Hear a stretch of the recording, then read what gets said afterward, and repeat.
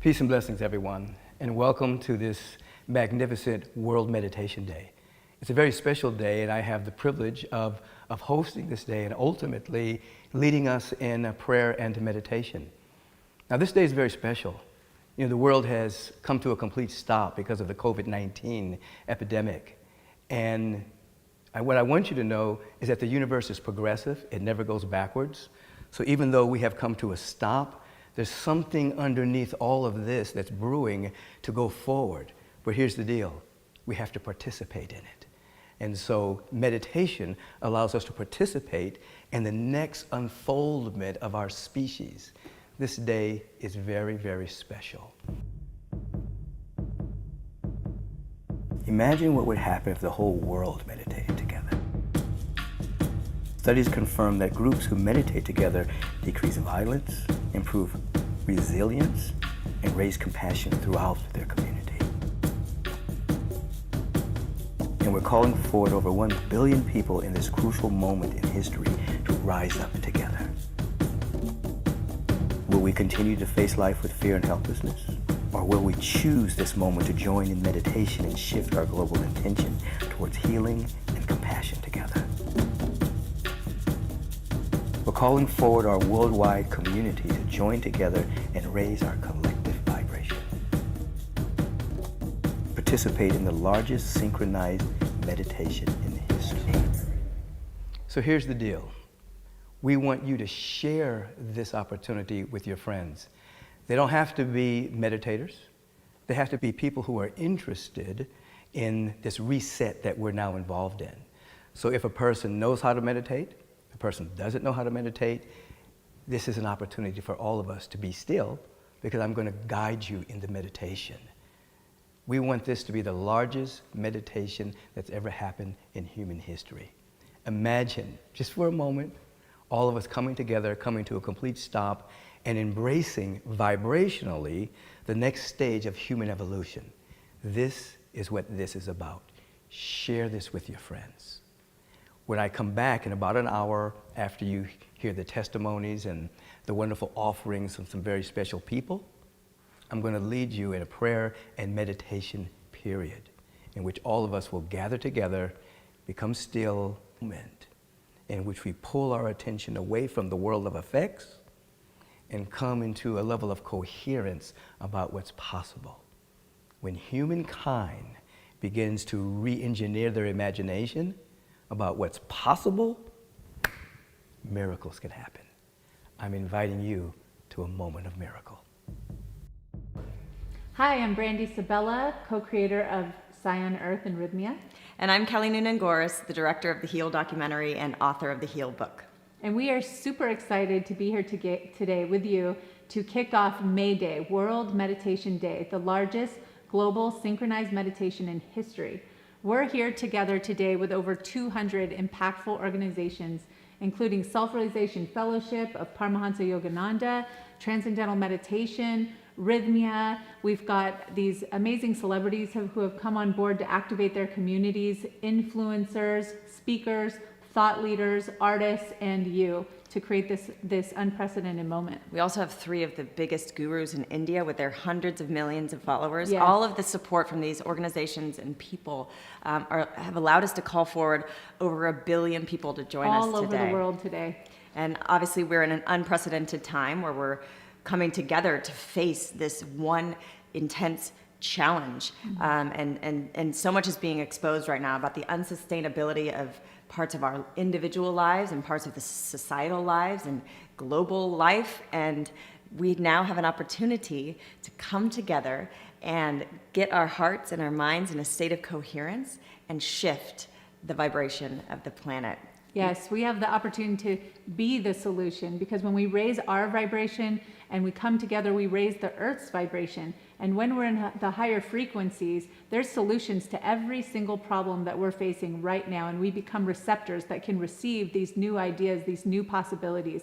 So today, together, we're going to shift into a new paradigm. And we saw what happened when our friends over at Unify organized a global meditation on 4/4 and had over 2 million people meditating at the same time. And Brandy thought, well, why not 1 billion? Yeah. What can we affect when 1 billion people come together and get their hearts and minds in a state of coherence? We've put together a powerful program of these scientists, doctors, spiritual leaders, luminaries that are going to explain the powers of meditation, intention, and prayer. And that's going to lead us into a beautiful meditation to affect that change. So Let's do it. without further ado, let's dive into the program, and thank you again for joining us today. Let's make shift happen. What's up, everybody? This is Brian. I'm Angie. Live and alive from New York City. May Day is our opportunity to be the solution. So let's rise for humanity and heal the earth to shift the energy from fear and into love. Unite Pray. and meditate. Unite. Unissons-nous. Unite. 团结 Únete. واتحاد. اتحدوا. Meditate. Meditate. Meditate. Medita. Meditieren. Meditate. لمدوت. Pray. 祈祷 وصلوا. ليتبلل. Pray. Prions. Pray. Global Silent Minute, a 9 p.m. GMT daily practice focused on global cooperation, peace, and freedom, is based on the knowing that energy follows thought, that united, shared, intentional thought increases the power exponentially. Hey, what's going on, everybody? This is your boy AKON, and I'm calling out to all and everybody in the world for World's Meditation Day. That's May 21st, hashtag May Day. Hi there. My name is Dr. Judith Kravitz, and I am the founder and developer of the Transformational Breath Integrative Breathing System. I'm coming to you here from northeast of the United States. I am a big believer of manifestation, really, through prayer and meditation. You know, no matter what religion you subscribe to, meditation or prayer, as some call it, are powerful tools to transform your life, really. And I know this firsthand. In order for me to become the youngest heavyweight champion in the history of boxing, you know, it started with the belief that I could achieve anything. And by doing that, and all I was really doing, without realizing it at the time, was meditation techniques. Now that I'm conscious and aware of my power of my mind, I feel unstoppable, invincible. I took on a new zest in life, and I'm very grateful for the power of meditation and prayer to change my life and transcend my life to become the person I've always dreamed of becoming. I came across this man in one of his teachings online on YouTube, and he blew me away. Right after watching his teaching, I went on a hunt to really find this gentleman, and I really was interested in soaking up more of his knowledge and teaching. And the best way to really introduce this gentleman, great mystic teacher, is through one of his quotes about himself, that is. And he said, this life, for me, is an endeavor to help other people experience the divinity that God thrust upon them. And may you know the bliss of the divine. And with that said, I'm pretty much grateful to introduce this gentleman. His name, Sadhguru. Namaskaram. Mike. It's wonderful that you're making this effort to bring some sense of meditation into the world. It's unfortunate that people realize the value of these things only when there is a crisis around them, but it doesn't matter how, if not by their own sense, at least because of the virus, people are wanting to meditate. One thing that everybody needs to understand is, right now, there is enough technology like never before in the world. Like never before, there's enough wealth in the world, we're much more comfortable than ever before, but one thing that we have not worked upon is upgrading the human being. Upgrading the human being essentially means the life that we are, not the body that we are, not the mind that we are, not the social structures that we are. The life that we are can be upgraded. This is what meditation means. This is a quality that we need to nurture within us. Only in upgrading human beings can life on this planet become better. I greatly appreciate this May Day effort to raise human consciousness. This is the most needed thing on the planet right now.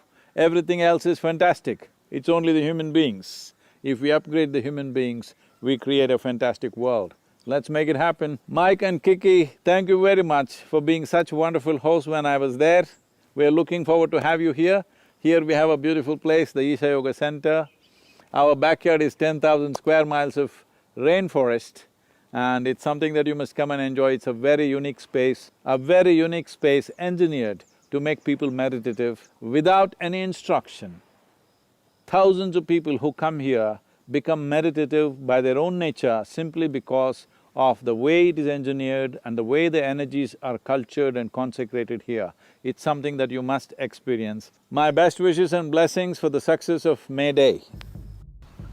Hello, I'm Amandine Roche and I'm in the French Alps, sunny French Alps, and I invite all of you to join us on May Day. Hi, I'm Annalyn McCord. I live in Los Angeles, California, and I would like to invite you to International Meditation Day. Just by sitting and observing and watching that, realizing that quality of light that we are. When we do so, is being created a bridge between us and creation, between us and the Creator. Take that time, use this time that became more available for us to dare to have that dialogue with yourself. And that dialogue doesn't have words.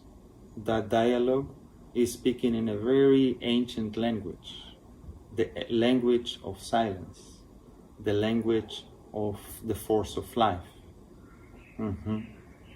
Remember that, and this time will be very sweet. Remember that, and all which is being happening will be good for you, will be good for your family, will be good for your surrounding, will be good for this humanity. When we are in that intimacy, we have a chance to feel the unity between us and creation, between us and humanity. Remember that. Hi guys, it's Jerry from Rhythmia Life Advancement Center in Guanacaste, Costa Rica, and we are all tuned in and ready to go for May Day. Yogananda happens to be what I would call a spiritual prodigy.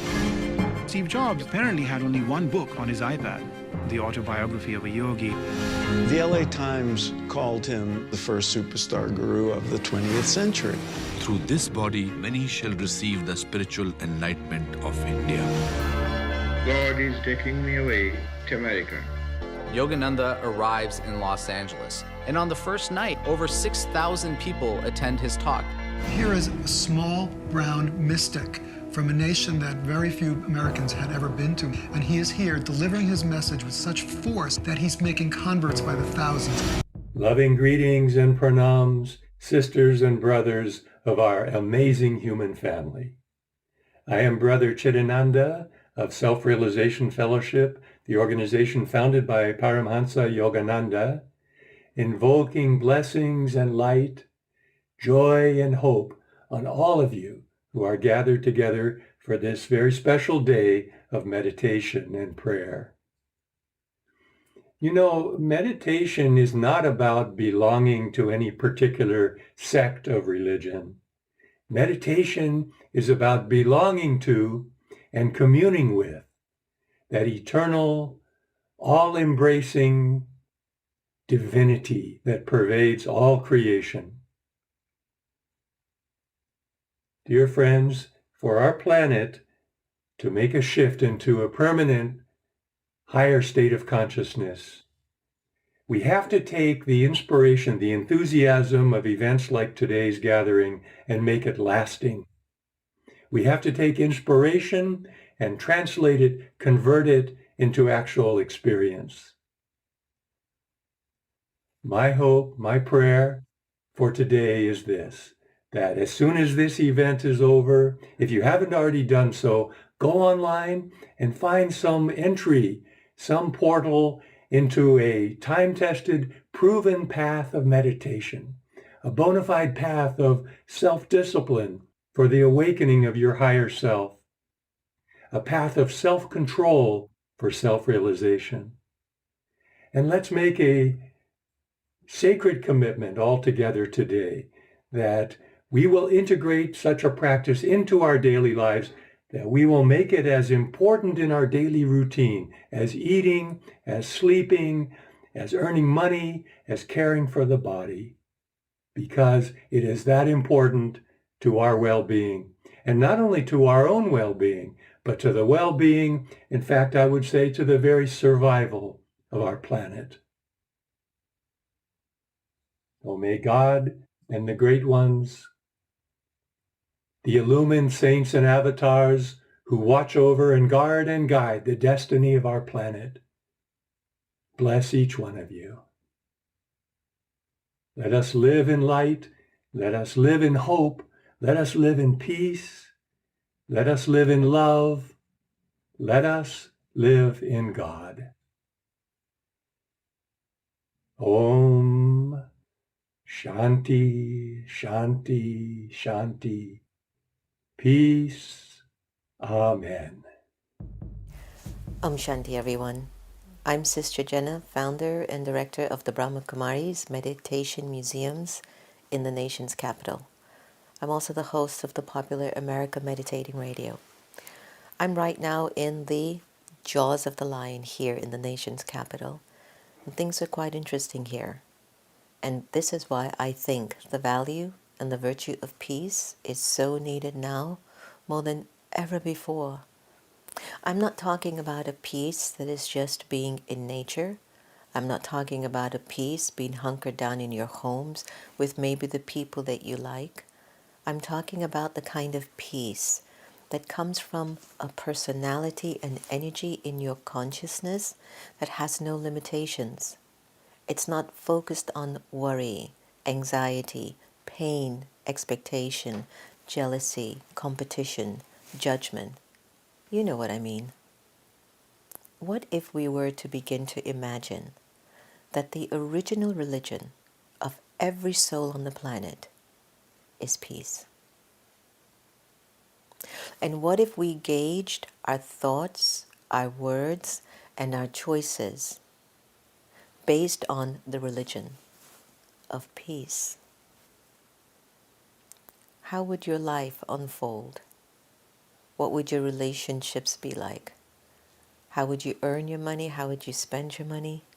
How would you take care of your body? I ask you to think of this.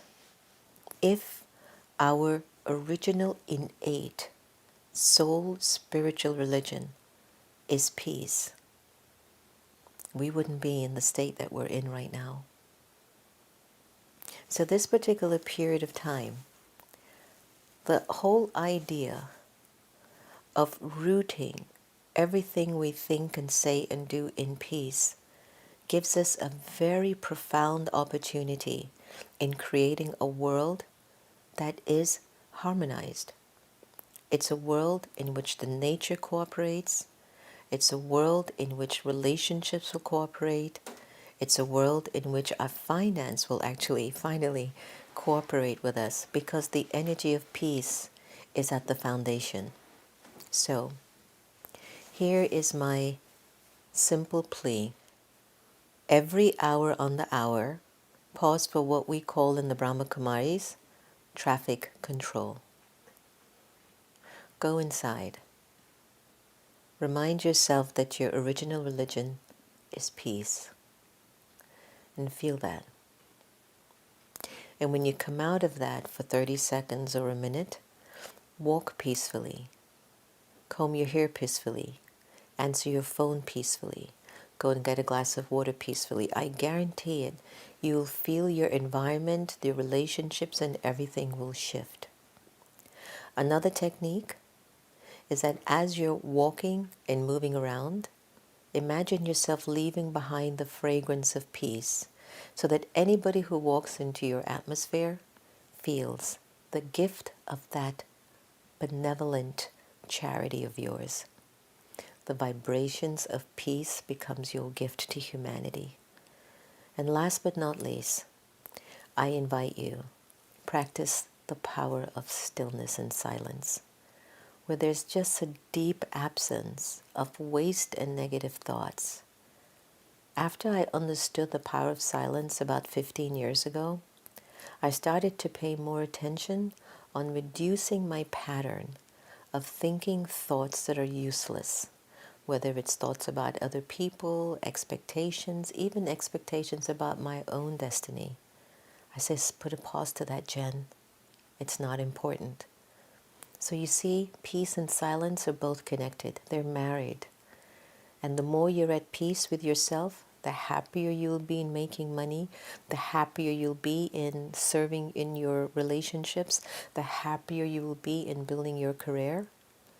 But when you get to that sweet spot of silence, you're in such a place within your being that you will feel the call from the divine to gently whisper to you exactly who you are and why you're here.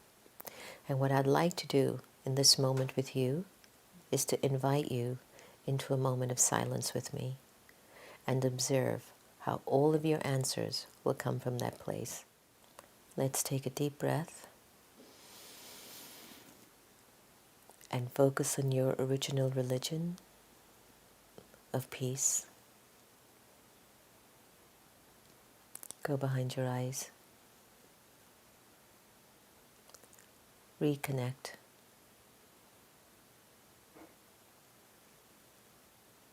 Remind yourself that the original nature of the soul is peace. And become still and silent.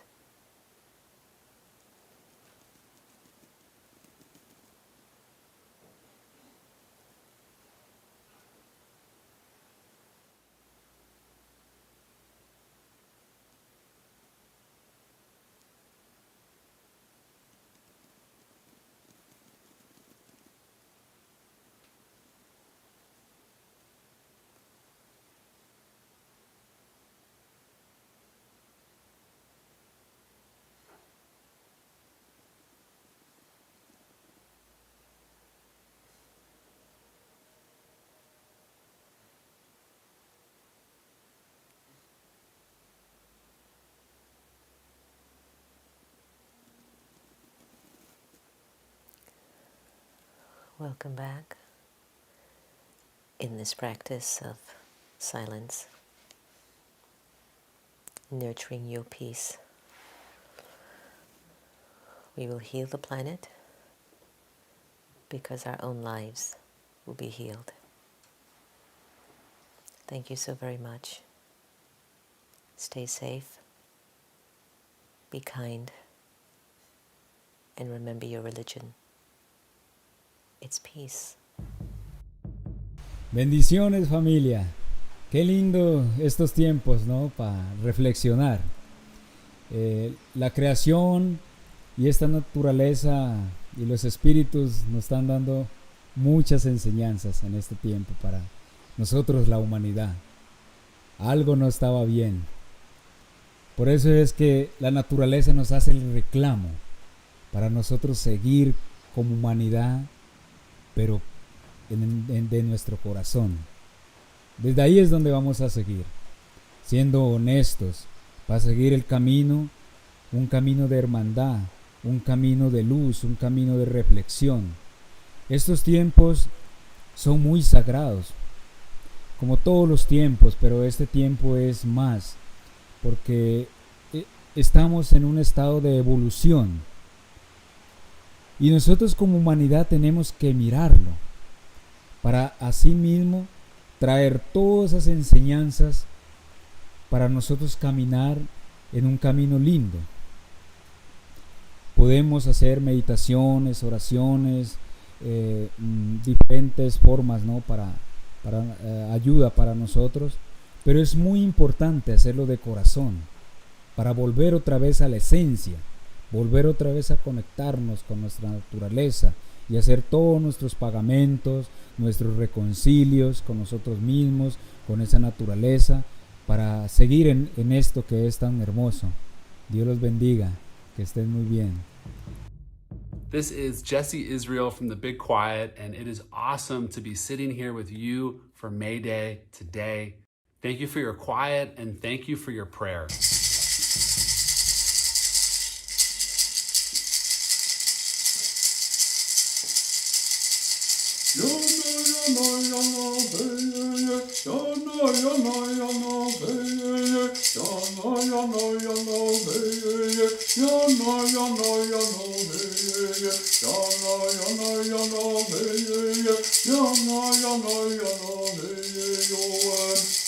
Our dear Heavenly Father,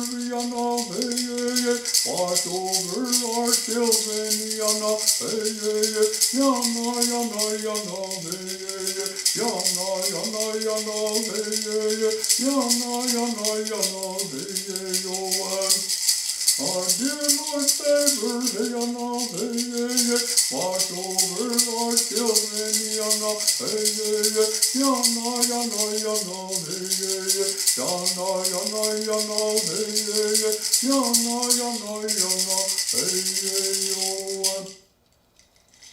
If every man, every woman could look at each other with the color of the tears that come out of their eyes and the color of water, we will be no color. We'll be all human beings. This is something that the people have been saying and teaching our generation. So if you go to the water, you pray with it, that water has memory. And that water, it knows your relatives all the way back to when you were the very first one that talked to that water. The water is one of the most powerful elements that we have. It feeds us. It gives us life. It gives us air. It gives us what we need in our everyday walk of life. It feeds everything, all our elements. So if all possible, and when you drink that water, talk to it and tell it thank you and ask for blessings. So that way the water can be pure again, so that we can make a good example for our children to come. The generation that's going to be coming, that we can clear the path for them, so they can be healthy, so they can be good human beings. These are things that I ask of you through the people of the earth. Oh, thank you. You are so brave for being here on this planet right now. I want you to take a deep breath and really acknowledge how brave you are.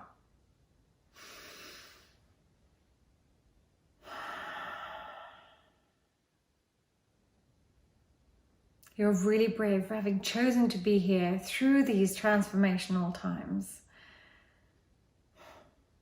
And that's really brave. It's a huge step.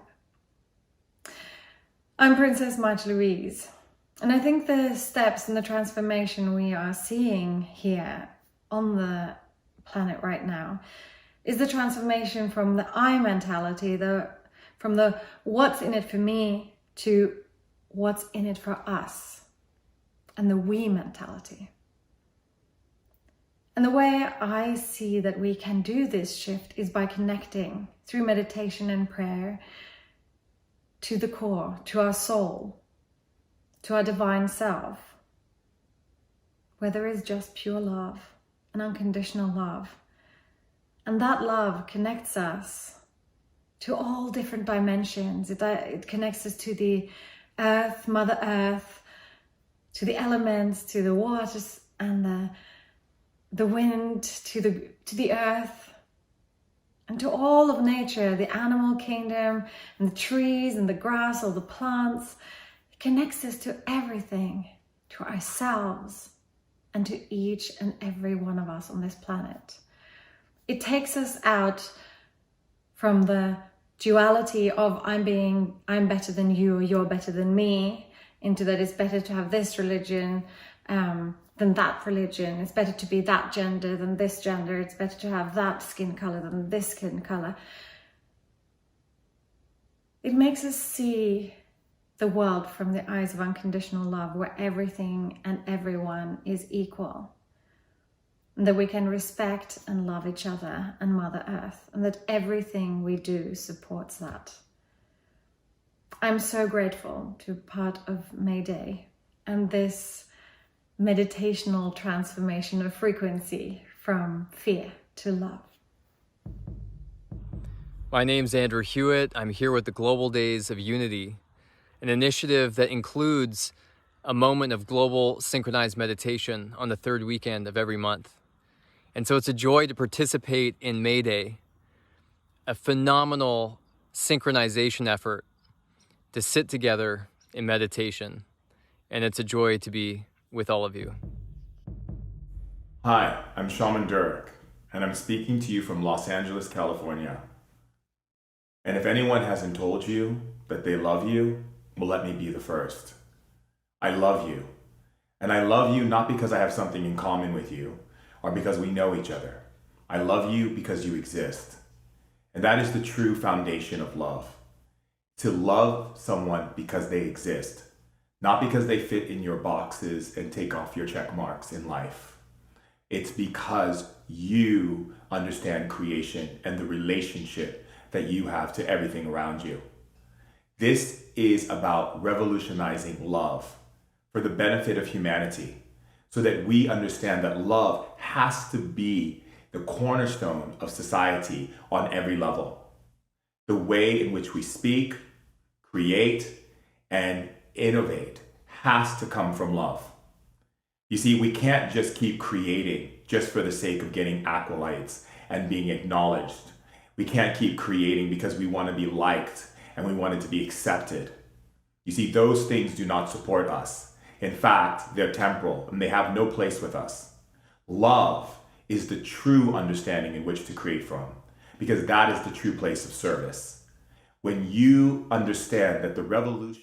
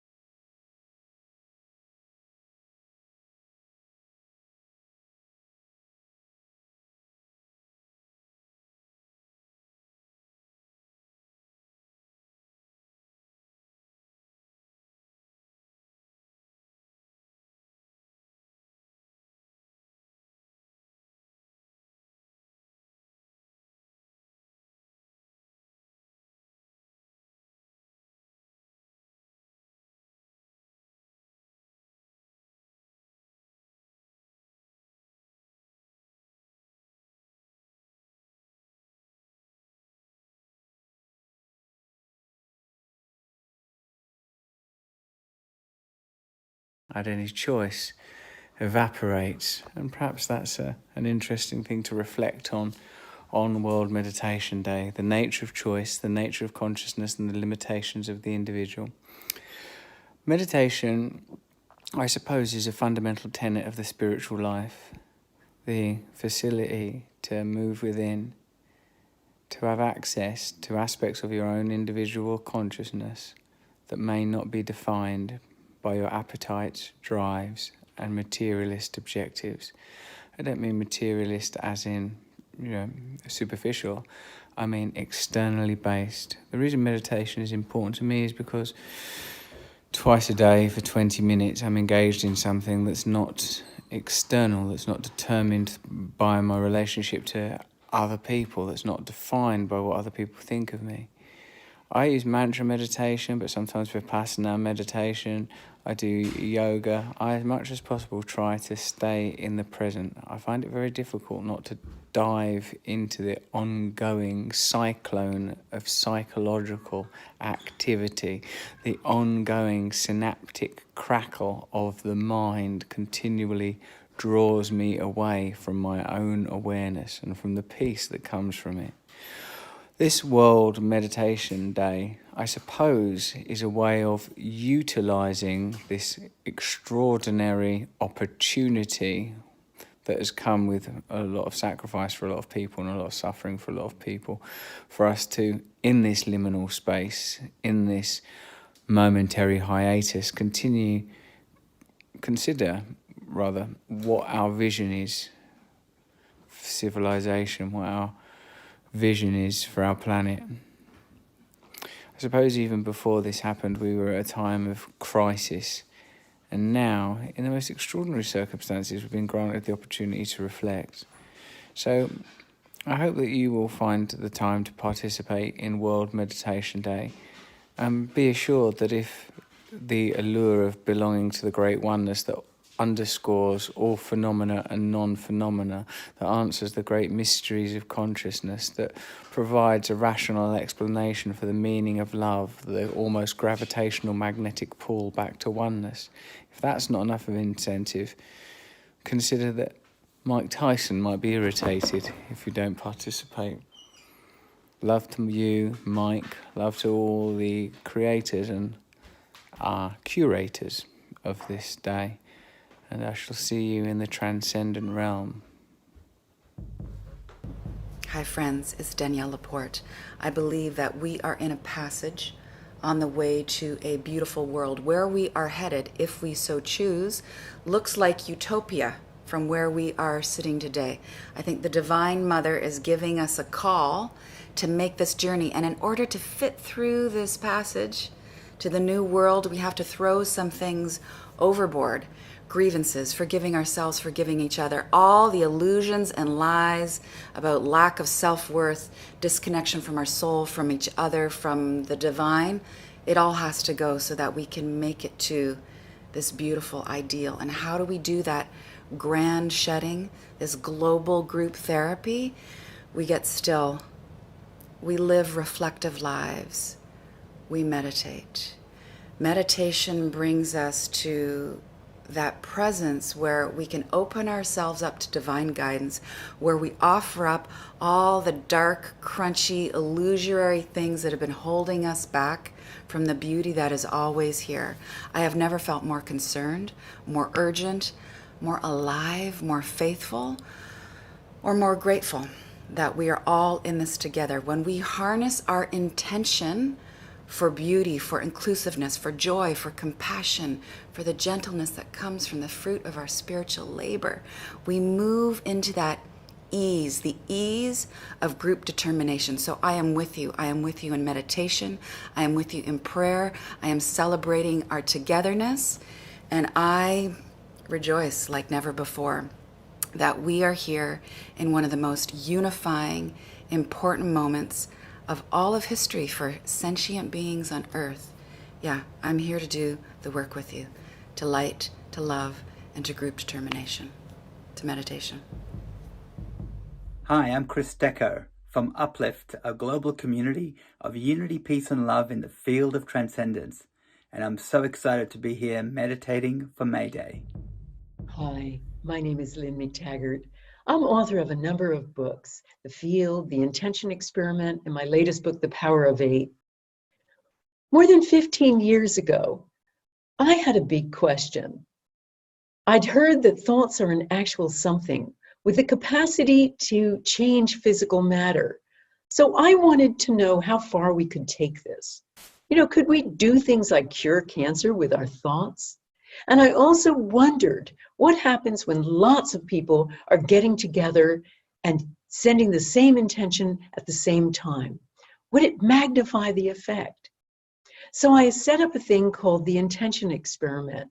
I enlisted many prestigious scientists working at noted universities around the world.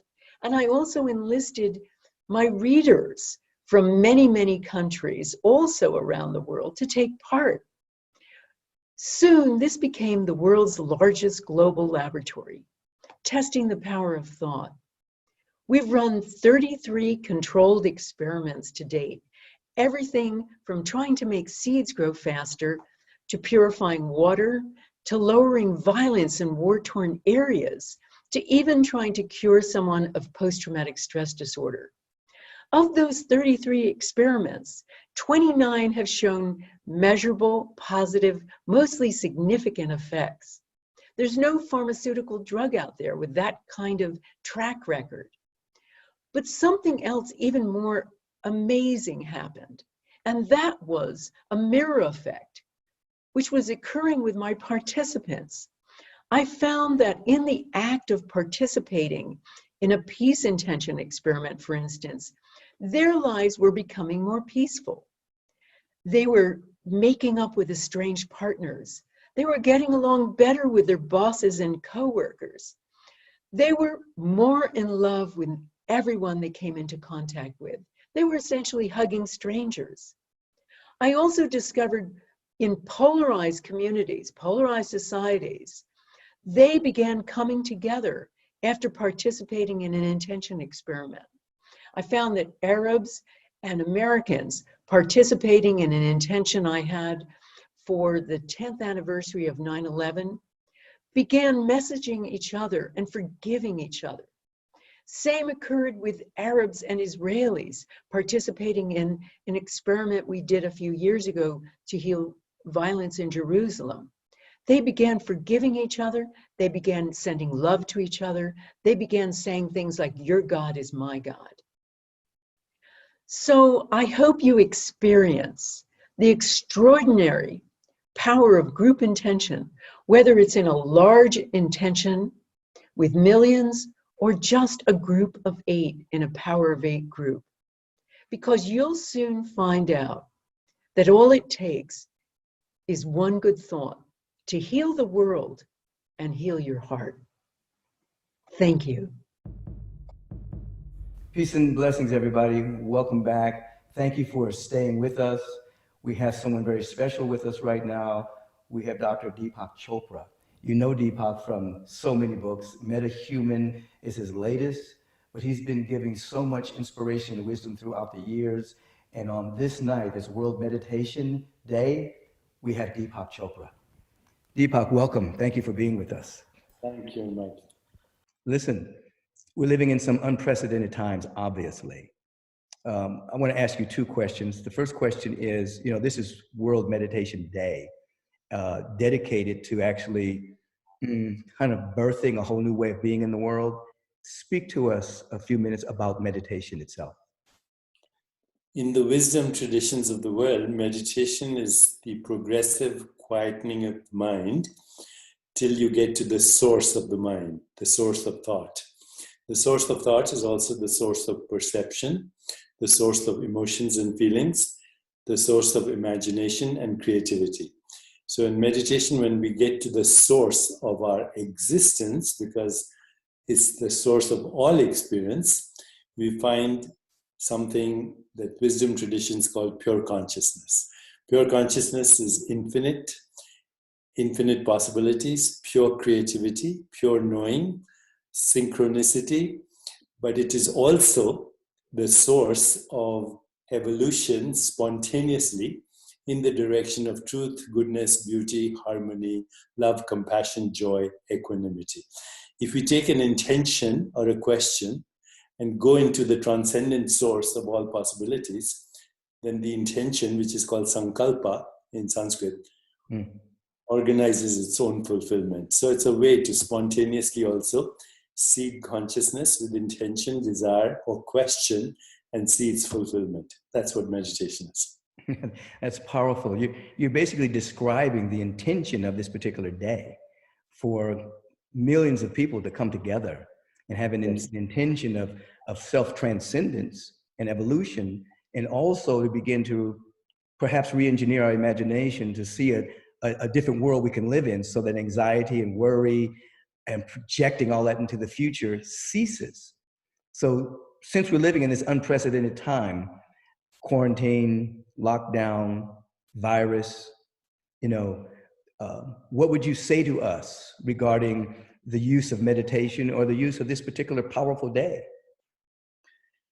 Today, through meditation, we can sow the seeds for personal and social transformation, so that not only do we heal ourselves and the world, but hopefully create a critical mass for a more peaceful, just, sustainable, healthier, and joyful world.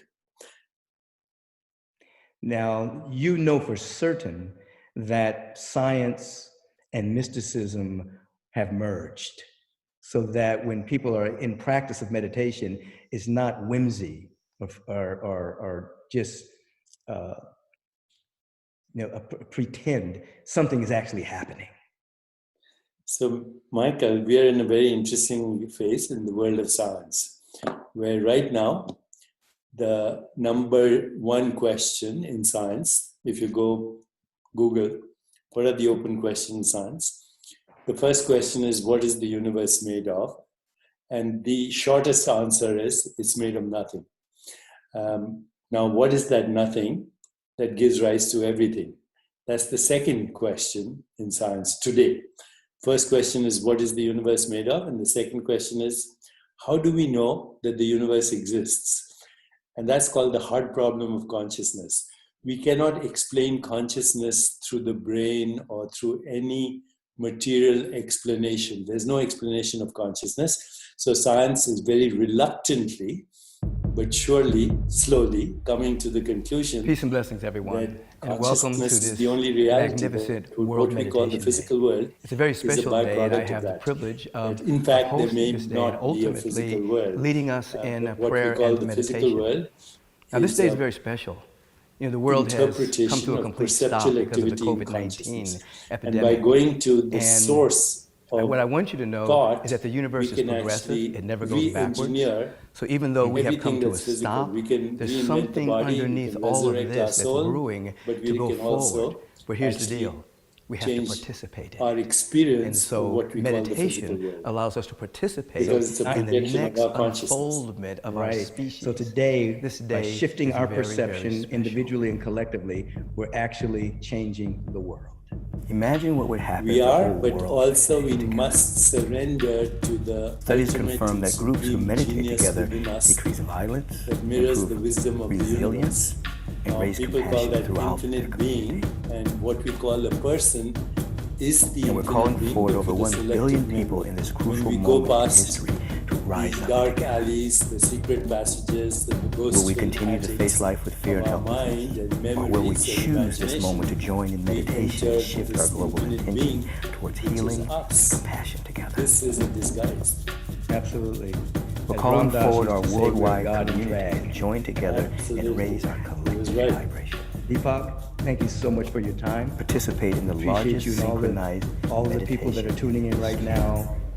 I know so here's the deal. A tremendous amount of gratitude want you to share for your energy, for your love, and for the transformational they don't have to be meditators. Just shared. They have to be people so who let's in Michael, this let's do a reset that we're now short involved meditation to so put if a these person ideas knows how to into meditate, okay, person you have a doesn't moment, know how to we're meditate, listening. this is an opportunity for so all of us wherever to be you are, still, my friends, because I'm going to guide you with into your feet meditation. firmly on the ground. We want this to be the Use largest a backrest to support meditation yourself. ever Keep your happened hands in open human in your history. lap. Imagine, and keep your just eyes for a moment, all of us coming open, together, but coming to a what complete we stop, call soft and eyes. So embracing don't focus on vibrationally anything, just the be next aware stage of human of the evolution. space that is This engulfing is what all this of is us about. right now. Share This this is with called your friends. Chitakash, the When infinite I come back in space about an of hour, consciousness after you hear the that testimonies engulfs us and and the wonderful pervades offerings from some very special space and people, time. So just be I'm aware going to of the lead you in a space prayer and around you. meditation You period, can have your in eyes which all of half us will open, gather soft together, eyes. become still, And all and you have have a to do is moment right now, in which we start with pull our observing your attention breath. away from So the just world of observe your effect breath.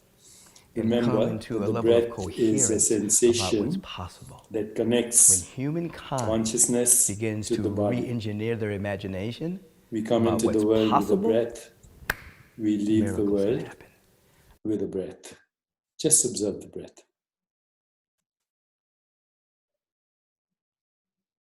And now bring your awareness into your heart and mentally ask the question, who am I? Don't try to answer the question. Just ask the question, who am I? The most important question of our existence. Just be aware of any sensation, any image, any feeling, any thought that comes to you. And then let it go. Just ask the question once or twice. Now ask the question, what do I want for myself, for my family, for my friends, for my community, but for the world, also for the world. What do I want for me and everyone else? Allowing any sensation, any image, any feeling, any thought to spontaneously come to you.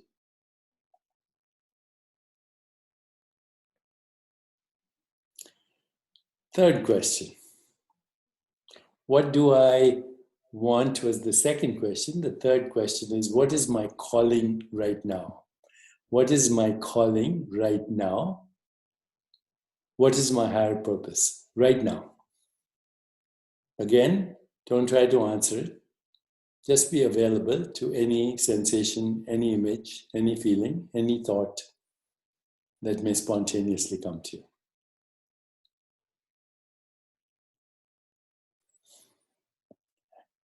And now the fourth and final question. What am I grateful for? Just ask that question and it'll open the door to the infinite. Right now, the infinite within you. What am I grateful for? Allowing any sensation, any image, any feeling, any thought to come to you. What am I grateful for?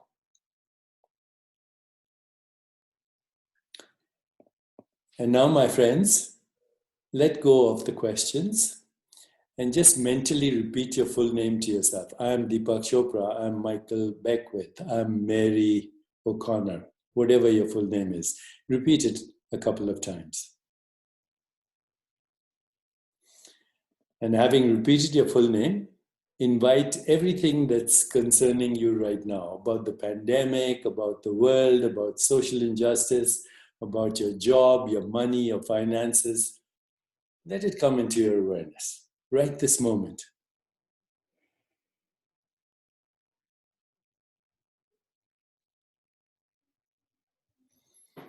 And now, drop your last name and just repeat your first name. I am Deepak, I am Michael, I am Mary, I am Shakuntala. A few times. Your first name only. And this time, invite into your awareness some of the happiest, most joyful moments that you've ever experienced. Moments of love, of joy, peak experiences, ecstasy.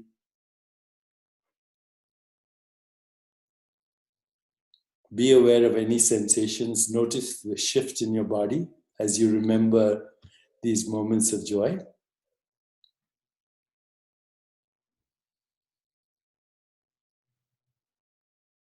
And now, my dear friends, drop your name altogether. Just say, I am, with no name attached to it, no memory attached to it, no image attached to it. Just, I am. If you want, use the mantra, aham.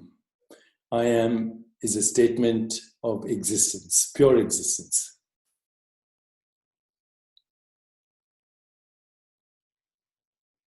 Aham, aham, aham.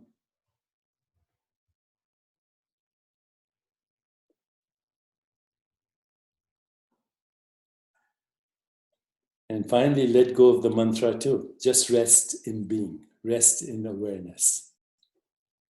Be aware of your own being as awareness.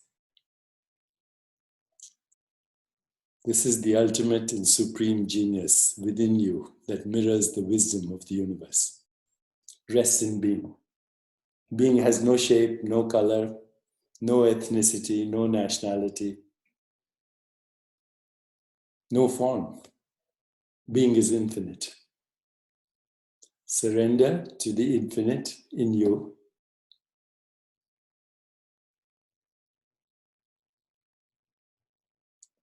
And before you come out, just repeat the phrase, "Thy will be done."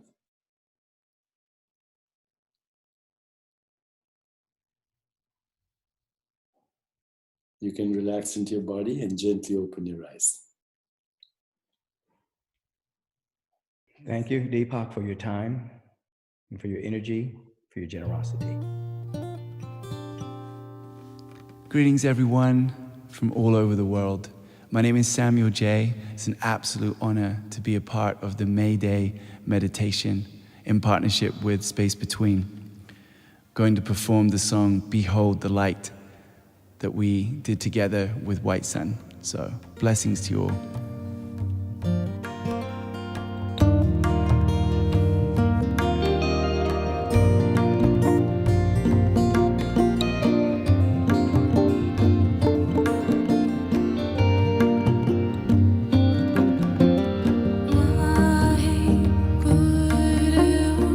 So we stand, holding out to see the earth rise, holding our hearts in these times.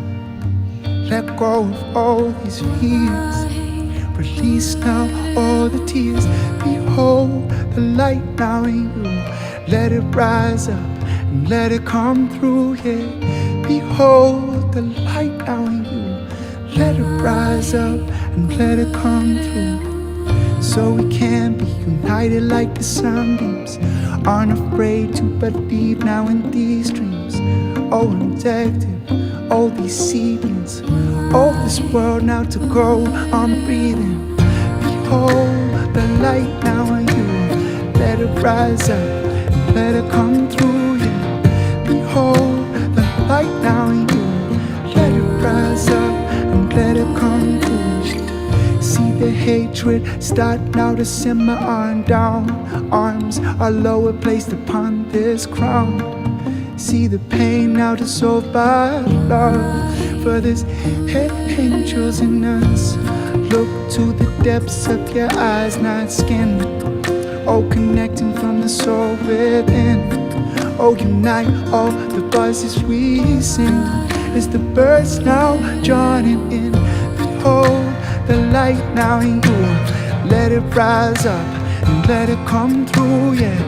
Behold the light now in you, let it rise up and let it come through, yeah. Children left now all alone, they can find a rock, they can find a stone.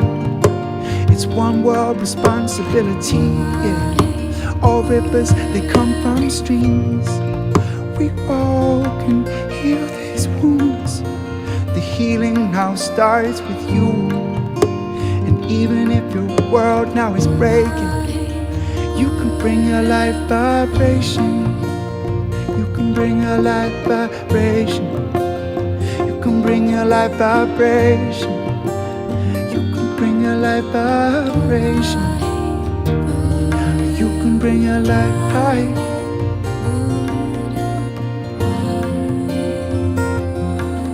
Bring your light, yeah.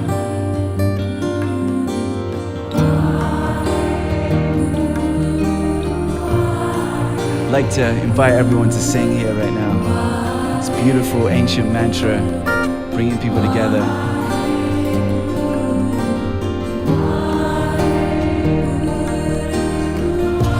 Hold the light now in you, let it rise up and let it come through, yeah. Behold the light now in you. Let it rise up and let it rise through. Oh, oh, oh. Hey, hey, hey. Hey, hey, yeah. Hey, hey.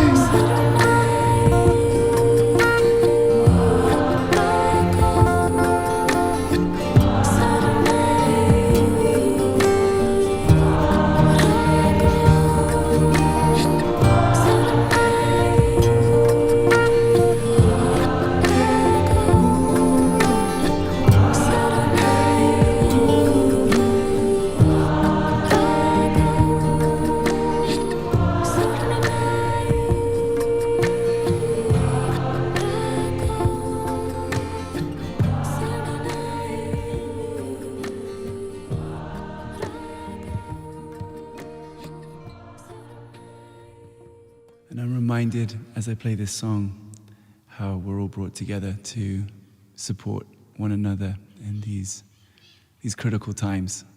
So thank you everyone for tuning in. Much love. May Day is our opportunity to be the solution. Let us rise for humanity to heal the earth and shift the global energy from fear into love, because together we rise.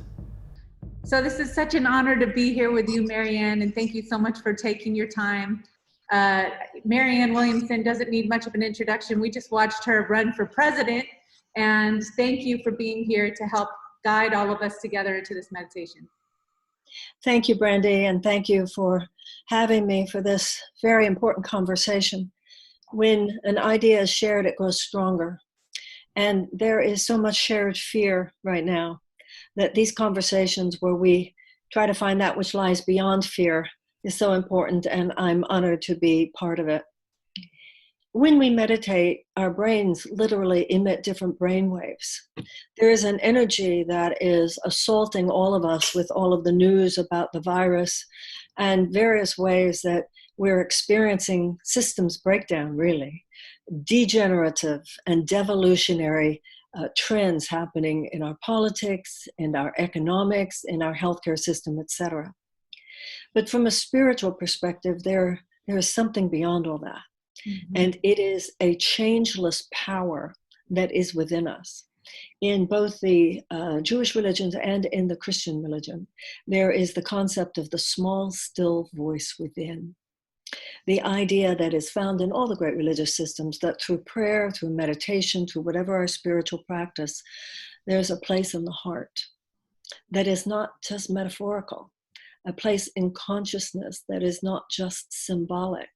And if we join together in that energy, then it works in its way, the same way joining together in all this fearful energy does. And they're both viral, by the way. There are viruses in consciousness, just like there's a virus in the body. And fear has a viral effect, but so does love. And we're seeing that as well. We're seeing all the love in all the medical personnel, the doctors, the nurses, the delivery people. There are so many people who are working so hard to extend the love. You know, there's a saying that every problem comes bearing its own solution.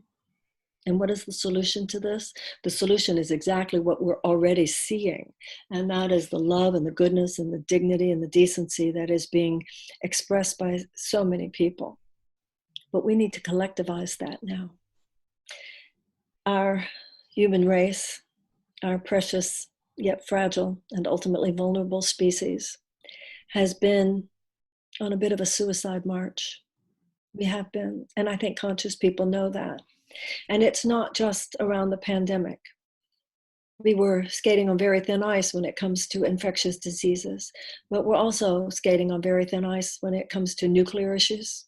We're skating on very thin ice when it comes to weather issues, the environment. And I believe there's an awakening going on right now. We've already talked about how there's degeneration and devolution, but there's also regeneration and evolution going on as a mass awakening is also occurring. We We are atoning, many of us, in our hearts. We know this. We know that we have set up our economic systems, our political systems, our healthcare systems in a way that does not make the vast universal opportunities of life available to the greatest number of people. And we know that this has ultimately brought us to a place that is dangerous for all of us. So this is a time when we can think about what we want on the other side of this. We all, I think, are waking up to the fact that the world's not going to be the same on the other side. We're not going back to the old normal. There's going to be a new normal. But that doesn't mean things are going to get worse. Whether they're going to be worse or better is entirely up to us. There are some changes we need to make. We need a far more just world. We need to evolve as a species from this focus on me to a focus on we. The 21st century, the only survivable, sustainable mindset for the 21st century, is different than the 20th century. Just like the 20th century was different than the 19th century. 20th century was a very mechanistic viewpoint, like the world was just one big machine. And if you wanted to change the world, you just tweak the pieces of the machine. There's an English physicist who said, James Jeans is his name, and he said, it turns out the world is not one big machine. The world is one big thought. In the 21st century, the survivable, sustainable option for the 21st century represents a change in thinking for the human race. It's not the malignant, ultimately malignant thought that it's all about me. It is the thought of healing and restoration and regeneration and reinvention of our civilization, from it's all about me to it's all about all of us together. COVID-19 is not just threatening one country, it's threatening the world. And nuclear, the threat of a nuclear winter is not just threatening one country or one part of the world, it's threatening the human race. And the idea of climate change, environmental catastrophe as a potential does not just threaten one part of the world, it threatens the human race. And we now need to shift our thinking to the point where we not only understand that, but are willing to develop public policies, economic policies, healthcare policies, social policies, environmental policies that do more than just take care of a few or take care of one part of the world. We need to think about the entirety of the human family. We need to develop politics in which there's a foundational principle that we're all one human family. We need an economics that is based on the idea that we're all one human family. That's revolutionary, evolutionary, and the only survivable way to go in the 21st century. Some people say that's kind of naive. I believe that what's naive is to think we'll even survive another 100 years unless we do that. You know, Einstein said that we would not solve the problems of the world from the level of thinking that we were at when we created them. There's another kind of thinking. And nothing takes us there more profoundly than meditation. Even 5 minutes in the morning, you have a different nervous system. You wake up in the morning, you take a shower to get rid of yesterday's dirt from your body. You meditate in the morning to get rid of yesterday's stress from your mind. We're all being so assaulted by all the stress. We need the emotional discipline to say, okay, I'll give myself an hour.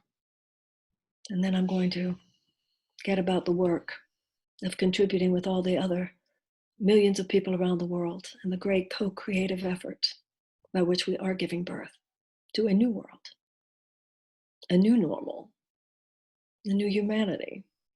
And it will be brought forth by a great, great new wave of love. Thank you so much, Brandy, for letting me participate and be part of this conversation. It's a real honor. Thank you. Thank you, Marianne. Woo! Thank you so much. You just heard Marianne Williamson, Passion, a voice for the miraculous. Thank you, Marianne, for your time. We appreciate you. Hello, everyone. I'm Dr. Sue Morter. Namaste. I want to invite you into the celebration of meditation because meditation slows down the mind.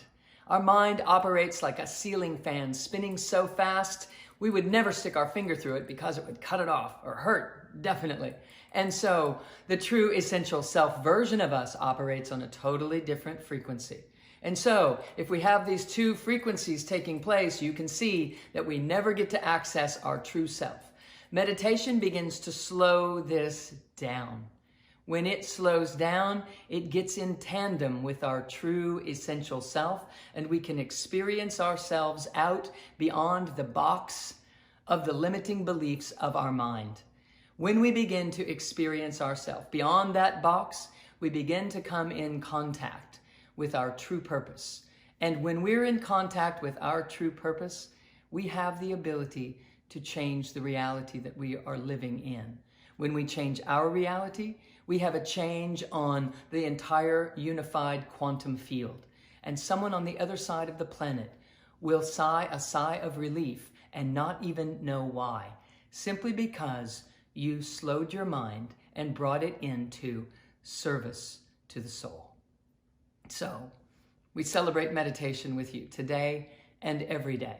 I look forward to sharing those moments with you in all ways possible. Blessings and namaste. Hi, my name is Joey Natolo with spacebetween.com. Thank you for joining Mayday Meditation. All right, Lisa Nichols, I'm so excited to be with you. My favorite, one of my favorite speakers in the whole wide world.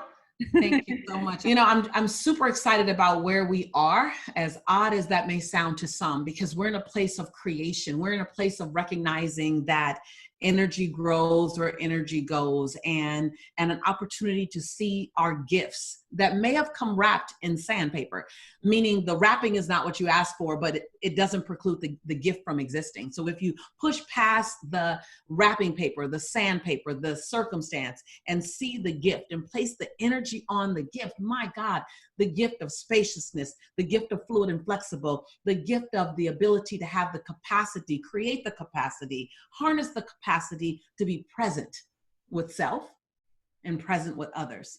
The ability to invest, reinvest, reignite the sense of energy into us so that we can be a powerful part of a huge place of contribution, a huge team, a global community, a global family. But we're each a link. You're a link, I'm a link. And when we become responsible for the link called us, who am I in this great masterpiece? And how can I fuel me, honor me, celebrate me, invest in me, love me? How can I do that so that I can be of greater contribution to her, of greater contribution to him, of greater access to them? How can I do that? This is that time. This is that time where we allow ourselves to sit, to be, to breathe, to own, to feel the worthiness of having a viable, valuable part in this magnificent experience. To understand that prayer is the act of asking the universe, asking Mother, Father, God, and whatever your faith is, asking for direction and clarity, opportunity. And meditation is being still and quiet long enough to hear your answer. The universe is speaking to each one of us. The universe is asking us to speak out to it. And meditation and prayer is a key part and a key way of feeling divinely connected and in a sense of surrender as well as ownership, and to be responsible for the link in a long, powerful chain of humanity. You're an incredible link. I own my link. I celebrate my link. I'll be responsible for what I do in my stillness, in my prayer, in my action, and in my activity. And we all can. Hi, my name is Yolanda Renee King. I am so happy to be a big part of this event today. Now I introduce my parents. My father, Martin Luther King III, and my mother, Andrea Waters King. We're so honored and humbled to be a part of this effort today. My father had a sermon entitled Levels of Love, where he talked about the 6 levels of love, but I only want to talk about the highest level today, agape love, a love that is totally unselfish and seeks nothing in return. He said, you love someone if they're old or young, rich or poor, black or white, native or Hispanic, Latino or Asian or African. You love them because God calls you to do that. That's the kind of love we need to resolve all conflicts in our world today. Our family is so happy to join you today from our home here in Atlanta, Georgia. And we would like to share with you one of our very favorite and personal passages from Dr. King. And it goes, love is the greatest force in the universe. It is the very heartbeat of the cosmos. He who loves is being with God. Thank you very much. Very much. Thank you. Greetings, everyone. I'm Matt Brannigan, Director of Faculty at the Hoffman Institute, based in Northern California, but operating throughout the globe. It's our joy to be here meditating with all of you on this heart-connecting May Day event. When many hearts brings their love together, a lot of light and love are released into the world. When someone falls apart, that must get our attentions and move us to action. This is the time for us to move beyond the illusion of separateness so that we may realize how interconnected we are. There are three kinds of people. Those who make things happen, those who watch things happen, and those who actually don't know what happened. Now is the time for us to make things happen. Our future will be determined by what we do now. Let us come together to do something so positive, so healing, and so good for the earth now. I'm Dr. Roland McCready, and I'm here meditating with HeartMath for May Day. Hello, I'm Patchman, your animated spirit friend from another dimension. Welcome to the show. I've been asked from the universe to share a message with you. I know that coronavirus has been hard on so many of us, forcing us indoors and changing our life circumstances. Yet this change also invites another kind of transformation, a shift in consciousness. Albert Einstein said that we cannot solve the problems of the world with the same kind of thinking that created them, right? So certainly we can talk about solving problems and changing the world, but unless we change our thinking first, we will never change anything at its core. So how do we do that? It simply begins with an opening of the mind, an opening to truth, to wisdom, and to love. For each of us, this experience of a consciousness shift is personal and meaningful to us individually. And as more people wake up into new ways of thinking, the meaning becomes shared as we bring our collective minds together. Scientifically, it's been demonstrated that mass meditations can reduce crime rates, creating peace in any given area. Today, this global meditation will send a shockwave of mindfulness through the earth and have an elevating effect on each and every one of us. By bringing our thoughts and focus together in meditation and prayer, we invite all of humanity to shift together into a higher way of thinking and a higher way of life as a result. Today, I pray for all of us to experience a shift in consciousness, and I meditate to make it real with you right now. How do you develop mastery in meditation? Hello, I'm Dr. Jim Hart, founder, president, and chairman of BioCyberNode Institute, dedicated to raising consciousness for all humanity with technology. It turns out to develop mastery in meditation, you have to develop mastery of the brainwaves that underlie advanced meditation because brainwaves rule. Any experience you have as a living human being, you have only when you have the appropriate pattern of brainwaves. So how do you develop the brainwaves of advanced meditation? There are many ways, some fast, some slow. In Japan, studies have been done showing it takes 21 to 40 years of Zen meditation to produce the brainwaves of advanced Zen. 21 to 40 years. At BioCyberNode, it only takes 7 days. In 1993, I published a paper showing that just 7 days of the Alpha 1 brainwave training would allow ordinary non-meditators to produce the same patterns of changes in their brain as are seen in advanced Zen meditators with between 21 and 40 years of disciplined Zen practice. At one point, I had the privilege of training a Zen master who came from Japan. He had 150 students, a big temple. His name is Ruho Yamato Roshi. He loved his training, and at the end he said, BioCyberNode better than having own Zen master. And I go, Ruho, how can you say that? You're a Zen master. He goes, look, if you have Zen master busy. Have many student. You sit, you meditate, you have attainment. Master busy, not notice. Next day, master see you different. Master give you feedback. One eyebrow go up little. At Biosabranaught, feedback all the time. He repeated, Biosabranaught better than having on Zen master. And it's like having a telepathic meditation coach in your mind, giving you moment by moment feedback so you can become advanced very quickly. A violence-free society, disease-free body, quiver-free breath, confusion-free mind, inhibition-free intellect, trauma-free memory, sorrow-free soul, the birthright of everybody. And to have all this, the way is meditation. There are 3 golden principles which would be very useful in meditation. When you go to shower, you don't go with coats on, right? You remove the coat, you remove your shoes. In the same way, when you meditate, all the wants in our mind, we keep them aside. Say, I want nothing. And meditation is not doing anything. Again, so we do nothing and then know that you are nothing. These 3 principles can make our meditation very deep. Beware, meditation is contagious. If you're a good meditator, people around you catch it.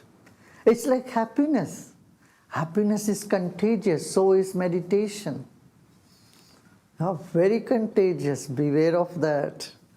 Okay, let's meditate. Let us make the whole world meditate and free this planet from violence and stress. Meditation is the food for soul. It can open up the lid that we have put on the fountain of energy, the fountain of love, fountain of joy that we are. Let's meditate today and every day. All the best. My name is Sadhvi Bhagawati Saraswati, and I'm with you from the banks of the sacred Mother Ganga River in Rishikesh, India. Welcome to May Day. Usually May Day is that which sailors and pilots say in the face of an emergency. Help, I'm sinking, May Day. And in many ways, COVID is an emergency. And in many ways, it is an opportunity for us to emerge and see, to emerge into a world that is united, uplifted, connected, sustainable, and to see the truth of who we really are as one connected whole. COVID has broken our illusion of separation. We can no longer pretend that that which takes place in a meat market in central China doesn't ripple out and impact every street of every city of the world. The new normal that COVID is inviting us to walk into is one in which we realize that we are one, we are connected. What any of us eats, wears, buys, does, ripples out and impacts the planet. We cannot be healthy unless all of us are healthy. We cannot be safe unless all of us are safe. I meditate every day to connect with the divine truth within myself, that truth of who I am, which is divinity, consciousness, love, and truth. And as we emerge through that meditation, we emerge as vessels, as vehicles of divinity, of consciousness, of love, and of truth, connected to the Creator and the creation, and to bring that divinity and love and truth to the world. Take that passion and go forward in your own life. Have a powerful moment. Namaskar. Swami Chidanand Saraswati. I'm here from Rishikesh, Himalayas, India. I'm glad to join for the May Day Summit.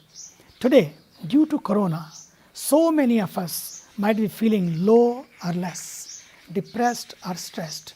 Many of us might even be in lockdown.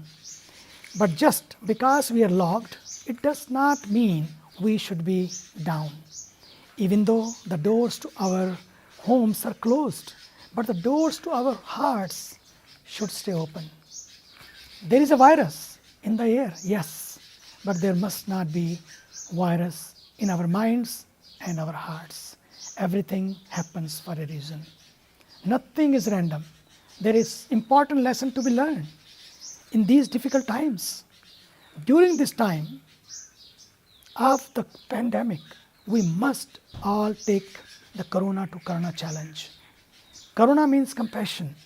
Use this time to go inward. Be kind and compassionate and serve humanity. I'll give you a multivitamin to keep yourself spiritually strong. It is 3-part multivitamin. If you take it every day, even though the world outside is going up and down, but you will not go up and down. You will stay anchored, stable and calm. Number 1, meditation. I always say the meditation is the best medication for all agitation. Number 2, no reaction. These days there is so much to react. It is natural, but don't react, reflect and respond. Number 3, introspection. At the end of every day, introspect. Very important. If you take this multivitamin, you will be healthy, you will feel whole, and you will help make this world healthy and whole. Thank you. We must now open these hearts and allow for the time to step into a grand partnership with all that is creation.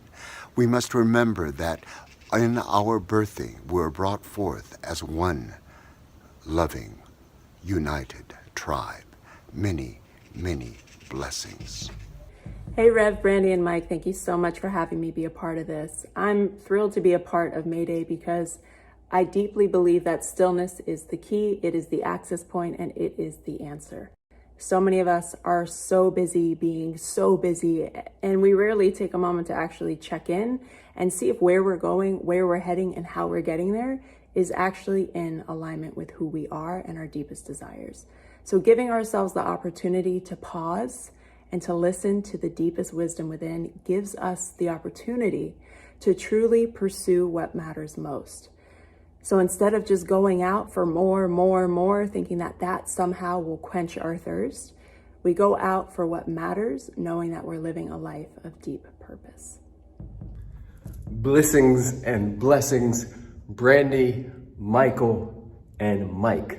Thank you so much for having me be a part of May Day. I am extremely, extremely grateful and excited to be sharing with each and every one of you, that the condition of the soil determines the productivity of the seed. The seed contains the blueprint for the entire tree.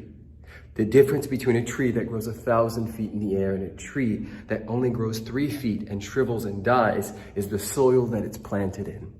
And the best way to water, to take care of our soil, is to go within, to listen to that still small voice that is speaking to, through, and as us. If we do not go within, we will go without. Spirit law can only do for us what it can do through us. And how we set that up is by allowing ourselves to be used, allowing ourselves to understand that each and every one of us is a unique emanation of the Most High, that each and every one of us has designer genes, and we came here with gifts and talents that only we can give to the planet. And yet we live in a world that is bombarded with sounds and things trying to take and distract us from what we know to be true deep within our souls. And so I remind you today, I remind me today, that each and every one of us is perfect, whole, and complete, but not finished. And the not finished part is the fun part. It's the journey. It's the allowing oneself to be a yes and a thank you. Yes, I receive, and thank you in advance. I love each and every one of you. I hope you're having an amazing moment, because that's all we got. Hi everybody, Joe Dispenza here. I wanted to take a moment and respond to a request to contribute to this wonderful day of meditation. And this is a time in history where it's not enough to know. This is a time in history to know how. And if you get a community of people together and they begin to understand the power of the mind and the heart, and you ask them to unify and connect with an intention of beginning to, with love, begin to change the consciousness of the planet, it's highly likely that they're going to produce effects. In fact, there have been at least 23 peer-reviewed articles on peace-gathering projects that lower crime, violence, car accidents, and increase economic growth. Now, the importance of this is it's not enough to just practice generating love and then coming to consciousness again, coming back to awareness, and being angry at the news, being angry at your life, being bitter towards other people. You lost that sense of generating some type of effect. We have to begin to demonstrate what peace and what love looks like in our lives on a daily basis. So think of meditation as a way to prime your brain and body to begin to change, so that when you open your eyes, you can demonstrate love. You can demonstrate peace in your life. And that means then you can't go unconscious, because if you can get your behaviors to match your intentions and your actions equal to your thoughts, you're getting your mind and body together. And when you do, you are going to create an experience. An experience then causes you to produce a feeling or an emotion. Now, the moment you begin to feel love from the act of demonstrating it, you begin to teach your body chemically to understand what your mind is intellectually understood. Now you're embodying love. Now you're embodying peace. And if you're able to repeat this over and over again, over time, you will become love. You will become peace. Neurochemically, you'll condition your mind and body begin to work as one. And that's how we move into a state of being, and we master philosophy and knowledge. So our research shows that if you take a group of people and with the same intention of opening their heart and being able to lay a thought or an intention on the energy of love from your heart, it begins to produce very strong non-local effects on other people. In other words, when you feel it and you generate it, you begin to entrain other people's autonomic nervous system to feel the same way. So collectively then, we can begin to change the world when we change ourselves. And when you demonstrate it, then you give people permission to do the same. I hope you enjoy. Hello, everyone. My name is Maejor. I'm grateful to be here with you today. They invited me because we just released the first mainstream sound healing album in history. I've had a background as a producer, working for many talented artists, most of the artists in the radio, and I've got a chance to now make our own project. And so we traveled around the world. We went to Machu Picchu with some of the top scientists, some of the top people in the spiritual communities, and found ways that music affects humans, and studied all of those ways: binaural beats, monks chanting, anything that's related to sound and how it affects people. And we came out with the first mainstream sound healing album in history. It's called Volume 1 Frequency. And this is a song from that project. And the whole project was created in 432 hertz, which is said to be a healing frequency. And I don't want to get into too much nerd stuff, but you can search it out there. But just see how you feel, you know. It's been a really cool experience seeing people reaction, more so than, oh, I like this song, to how they feel or how things change their mood. And so there's a strong connection with music and meditation that both bring us into the present.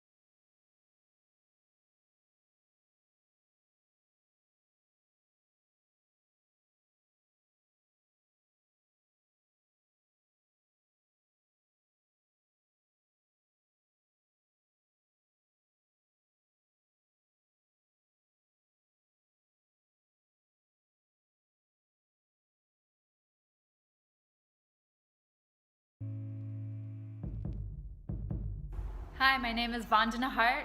I'm from We Speak Dance Netflix, and I am in Tulum, Mexico, meditating for May Day. Quite a few years ago, when the silent path became quite well known throughout the world, some people doing research in Romania decided to do an experiment in an orphanage. These children had been through wars and they were traumatized. They had severe attention deficit. One of the children was so traumatized that he spent his whole day hiding under a table. And two of the children were autistic. They had never spoken. They took the silent path and played it for 45 days and nights, nonstop, very softly in the background. And without the use of any drugs at all, no medication, at the end of the 45 days, they had totally gotten rid of the attention deficit. The children could focus. And one of the autistic children was speaking. And the most interesting thing for me was that that child that had been hiding under the table became the leader of the group. Music can do amazing things. Hey, what's up, y'all? This is MC Yogi. Just want to share a few meditations on the power of music. Everything is made of sound. When we have a sound body and a sound mind, and there's harmony, we can feel the chorus, everything singing together. Because in the core, it is us, all the different parts of the symphony in the orchestra. There's a beautiful saying I once heard: music is one of the only ways where all of us can speak and be heard at the same time. So when everything is singing together as one, when there's harmony, we can feel this profound sense of well-being, wellness, when all the cells are celebrating. So one of the things I've learned in my yoga experience is that the breath is the essential sound, the soundtrack to our life. When we're breathing, we really get absorbed in that sound, that song, we feel well, we feel grounded, connected, calm, present. And we all know, we've probably heard it many times, that the first song we hear in this life is the sound of our mother's heartbeat. It's the original drum, the pulse. And when we breathe, and when we're connecting to the pulse, to the heartbeat, to the planet, to each other, to our family, to our friends, we can sing beautiful songs to the universe, the unified verse, the song that we're all singing together. So wishing everybody well. Hope that you're staying healthy, safe, and strong. Keep singing those beautiful songs. Remember, everything's made of sound. Make a joyful sound in the mind, let it resonate in the heart, and let it flow through your lips. Man, let's continue to sing together. Thank you. Namaste. Peace, peace, peace. Greetings. I'm Dr. Todd Avakaitis from San Diego. My work is with high-tech lasers that I create in the laboratory with my team. We use these lasers to create high vibrations that literally sync to molecular structure and vibration. We use this for many applications, including to awaken stem cells and direct them where we'd like to go in tissue for regeneration and anti-aging purposes. This work with light has inspired working with sound as well, the sound of the human voice, and has evolved from just working with single tones to creating large choirs on special nodes around the planet.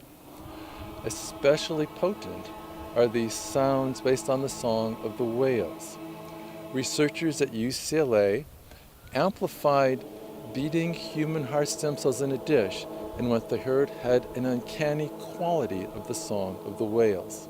So there's a natural resonance between the heart and the song of the whales that goes like this.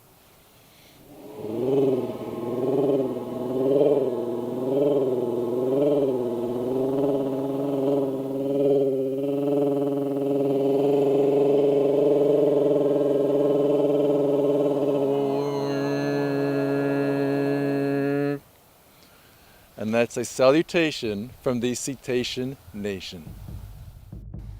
Hey everybody, it's Tony Robbins. Listen, it's a privilege to be here meditating for May, as they say. I know this will be one of the largest meditation and prayer broadcasts, hopefully of all time. And what's the purpose of it all? It's really for us to deal with a virus, and it isn't a physical virus, it's the virus of fear. In a place of fear, we make the wrong decisions, almost always. And we all have a 2 million-year-old brain, so that brain is always looking for what's wrong, so we can either fight it or flight from it or freeze and hopefully not get noticed. But of course, as long as that part of your brain is in charge, your consciousness is lowered. You're in that survival mode, and we all have that part of our brain. So my wife's going to talk with you a little bit later and do a demonstration of a meditation and a chant, but I thought, I'm a big believer in integrating East and West. If you think about it, in the West, we're really good at mastering and manipulating and taking control of our external environment, at least for the most part. And we built a certain level of external quality of life. You go to the East, you can find a man on a street corner or a woman who's in deep meditation and in pure joy, and they have nothing whatsoever, or they're dying and they're euphoric. If you go to a place like Varanasi, for example, I go there, it's one of the oldest cities in the world, and literally people there, based on their religion, go there to die because they believe if they die there, they go to nirvana. They don't repeat the process again. And so there are ways for us to master both. If you're living here in the West, am I saying you should just meditate and all hell can be breaking loose and you can be feeling great inside? The answer is yes, but people are going to come and take your furniture, right? So you have to master the external world and the internal world. But it starts with mastering the internal world. And so I thought, what could I give you in 2 minutes that could perhaps be useful to you in just a couple minutes to think about? And that is, along with your meditation and prayer and the intent, it's the certainty that you bring to it. I don't believe prayer is sitting there begging God for something. I believe that prayer is a creation process. I believe, personally, and I hope you do, that we're not just the manager of our circumstances, that we're the creator of our lives, but we have to create it with a sense of certainty to directly shape, to put that impression into the universe and bring it into reality. And that sense of absolute certainty is missing for so many people because it's been replaced by fear. And listen, don't be hard on yourself. If you sat and watched television every day and you saw every person who got killed in a car accident and you witnessed or saw the list growing every day, you wouldn't get in your car. In fact, 1.25 million people die in car accidents every year, 3,200 people a day.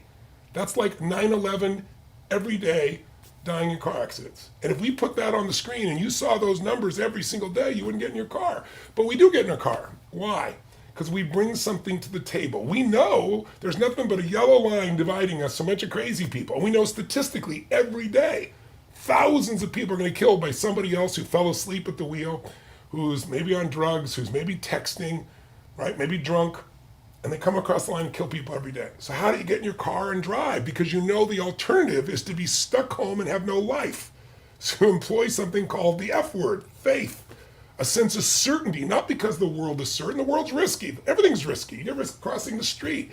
But suddenly we become obsessed with having to have no risk in this area around COVID-19, which I just did a podcast with Dr. Michael Levitt, Nobel Prize winner, the head of Stanford Research, the head of the Cleveland Clinic, one of the top epidemiologists at Texas A&M, and they'll all tell you that the newest numbers, the reality numbers, as we've already seen, are 20 times less than what we expected, and there's not much to be afraid of. Yes, people die, but the numbers of people dying, and any death obviously matters, but the number is so small compared to what we anticipated.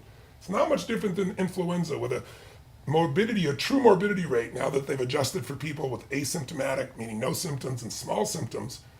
When you find out what the numerator is, the number of deaths, you have to do it against the denominator. How many people is that part of? And now finding it's 0.12 to 0.2, which is right in the flu range. So you got to extract yourself out of fear, and you've got to treat or meditate or believe and create with certainty, be the creator, not the manager. What will help you with that is 3 decisions. And that's what I just want to leave you with today. There's 3 decisions you're making every minute of your life. You're making them right now as you're watching or listening in this moment. And the first decision you're making, by the way, these 3 decisions, everybody's making them. Most people are making them unconsciously, which means whatever your old conditioning, whatever the environmental conditioning is, tends to determine, number 1, the first decision, what you focus on. But you can make that decision more consciously, because whatever you focus on, please remember, you will feel. Focus equals feeling, even when what you focus on is not true.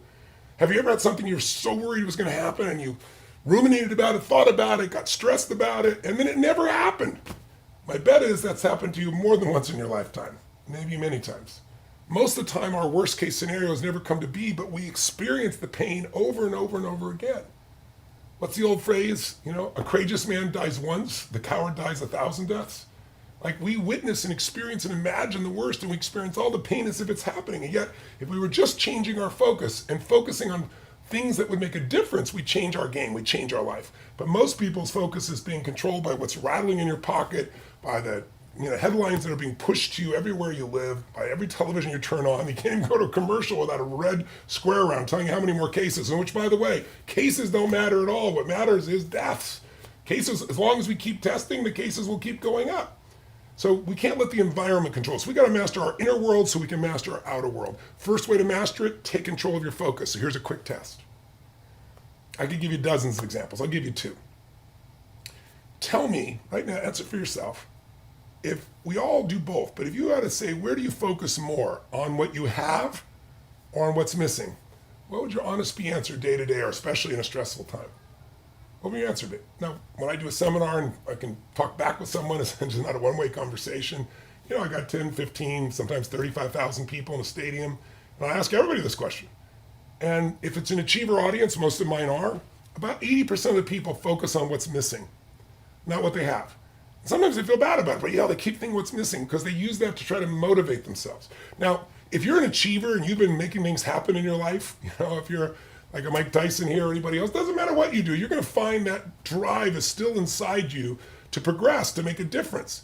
You don't need to have something missing to do that. And the problem is, it's not bad to figure out what's missing so you can fix it. That's part of leadership. But when you stay focused on always what's missing, how could you ever stay happy, fulfilled, or having a sense of meaning? You can't. If someone's always focused on what's missing, what are they going to feel? Frustrated, not enough, overwhelmed, stressed, depressed. Now, if you're focused on what you have, you start to build what we know comes from gratitude or prayer, right? Gratitude destroys the two things that mess up just about everything else in life, the two emotions, fear and anger. You can't be grateful and fearful simultaneously. You can't be angry and grateful simultaneously. So it's the antidote to what messes most people's lives up. So if you can focus on what you have and feel that gratitude, and I have a ritual I do every morning for this, and you make it real, and you build that, you can train your brain, because most people have a highway to stress and a dirt road to happiness. And they're just wired that way. But you can rewire yourself with a new pattern of focus. And if you're unfamiliar with priming, you can go to my website and we give a video for free of how to do this 10-minute priming process that'll literally prime your nervous system to be like that. But you got to focus on what it is you have. Second example, do you tend to focus more on what you can control or what you can't control? And when you're most stressed, do you focus on what you can control or can't control? Now, when I talk to my audiences, 75, 80% focus on what they can control, but they're split. They're focused on what they can control. That's why they came to the seminar. Turn around their business, their finance, their body, their relationship, whatever it is. They believe it can be changed. They need new tools, strategies, insights. They're willing to do something about it. But at the meantime, you're always looking at what's missing. It's like you're putting one foot on the accelerator, one foot on the brake simultaneously. You're draining yourself energetically on the one side and trying to make it forward on the other. What if you got somebody, and by the way, this is software. It's nothing personal. Think of it as software. If you run certain software, you're going to be angry, or you're going to be frustrated, you're going to be sad, you're going to be overwhelmed. Other software, you're going to be excited, you're going to be passionate, you're going to feel alive, you're going to feel love. You're going to feel the desire to contribute, the sense of generosity, the aliveness inside you. What would you say the pattern would be with somebody who has both these? They focus constantly on what's missing, no bad intent, just what's missing, what they're not doing enough, what's not enough in the world, what's not where they want it, what they're not, and then they focus also on what they can't control. Well, you know they're going to be stressed, frustrated, overwhelmed. See, most people, I ask people in my seminars, how many of you know someone who takes antidepressants and they're still depressed? And I get 95% of the room, and my room usually has about 40 or 50 countries in it. We're translating usually for anywhere from 6 to 10 languages. It's a worldwide thing, so how come? How could you be depressed if you're taking antidepressants? Well, on the side of the box it says, can cause suicidal thoughts and things of that nature.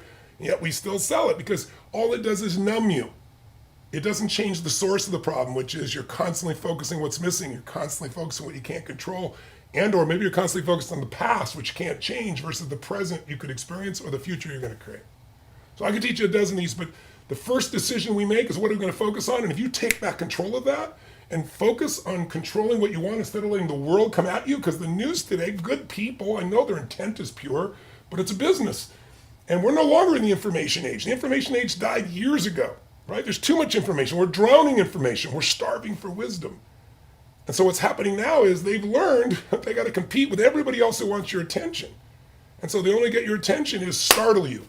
The news doesn't inform us or educate us. It startles you. Your child could die from drinking water. In the middle of this entire pandemic, CNN, ABC, they're all putting out the murder hornet. You look it up, and this murder hornet has killed 50 people out of 7.5 billion in the whole world. And they're like, major news, we found a murder hornet in Washington. It ought to just show you the basis of journalism today. Unfortunately, everybody knows it. If it bleeds, it leads. You got to take control of your own mind. So take control of your focus. Real quick, last two. Second decision is, what does this mean? Is this the end or the beginning? You know, the greatest story of mankind is the comeback story. Everybody gets knocked to their knees. Everybody I know has been knocked to the knees in some level by this COVID-19, or at least our response to it. So the question is, you know, what does this mean? If you think it's the end of a relationship, you're going to treat somebody very differently than you think it's the beginning of a relationship. And you're going to create a different relationship because of it. It's self-fulfilling. Can you see that? See, if you think God is punishing us, or God is challenging us, or this problem is a gift from God, you're going to feel and behave very differently, aren't you? Or what if you think it has nothing to do with God? It's human beings making silly decisions, and we got to change it. If you think someone's disrespecting you, or they're challenging you, or they're coaching you, or they're loving you. See, meaning equals emotion, and emotion determines the quality of your life. Because the third decision you're going to make is, once you focus on something and decide what it means, you got to decide what to do. Doing nothing is a decision also. But whatever you do, there are consequences. Whatever you do or don't do. And if you're in a pissed off state, you're going to do something very differently than if you're feeling in a generous or gracious or playful or grateful or excited state of mind. So think about these three decisions along with your meditation, because they can give you the certainty when you do your meditation or your prayers, where you're creating what you're asking for, you're knowing it to be true, as opposed to begging for something. I don't personally believe that's the style that produces the greatest quality of life for people. We're all here for something larger than ourselves. We're all here to serve. In the end, there's two things that make us feel fully alive. We got to grow. And good news is, right now, we have a worthy opponent. And the opponent is not the virus. The opponent is fear. If we have a worthy opponent, if you fight and build against that opponent, the size of the hero, the quality of the hero is determined by the quality of the opponent. If they're really evil and horrible and brilliant and you can overcome them, you become even more. That's what we have to do. So this too shall pass. So the only question is, this whole COVID, we've been around 200,000 years as humans, right? So we've been through every virus, we're going to be just fine. We're resilient creatures. So who are you going to be when this is over is the real question. And I would submit to you, who you're going to be is going to be determined not only by meditation, but by the way you answer or consciously make these three decisions. Decide what you're going to focus on, and make sure it's something empowering. Find an empowering meaning, and take actions that will serve not only you, but those you love. I hope these couple moments have some insights that you might find useful, and I hope you will take care of yourself and your family. And I send all my love to you, to all those you care about, and to all the first responders, all the truck drivers, all the food service, all the people who, in spite of their fear, have gone out to serve all of us so that we can continue to have our culture and our society. And I look forward to celebrating the new future, this new beginning, and maybe all of us being able to share our comeback stories of how we took this challenging time and made life and made our world even better. Till then, namaste. Live strong, live with passion, and God bless. Mighty blessings to you. Thank you for participating. Thank you for bringing your friends into this. If you've just joined us, my God, we've just experienced some of the leading artistic voices, some of the most wonderful thought leaders on the planet to be a part of this wonderful World Meditation Day. If you're just joining us, you'll pick up the vibe. And in just a moment, you will practice the art and the science of meditation with us, which will bring us into a wonderful coherence with what's possible. And what's possible? A miracle. What is a miracle? A miracle is an instant demonstration of truth. That is, something that's already here, but just needs to be seen. Meditation helps us see the possible. And once again, we feel a tremendous amount of blessing for all the people that took out their time to be with us today. That great sense of wisdom and inspiration flowing from the thought leaders, as well as for those individuals who were gifted, who not only gave us a performance, but in many cases it was a transformance. And so we want to just give great bow, great thanks for all the people who have given up their time for this great meditation day. And I want to thank you for staying, because we're going to enter into a moment now of meditation and prayer. You heard earlier Deepak Chopra talk about the origin of meditation and some of the nuances of it. Meditation is paying undistractable attention to reality. Reality is a capital R, meaning that which is forever, that which is eternal, is not touched by time or experience.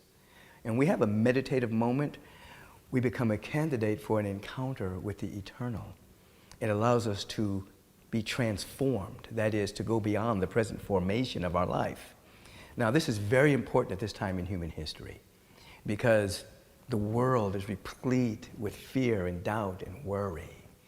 The COVID-19 virus siren that has been ringing for a period of time has hijacked the mind of so many people, and they've lost their inner authority. They've lost their connection.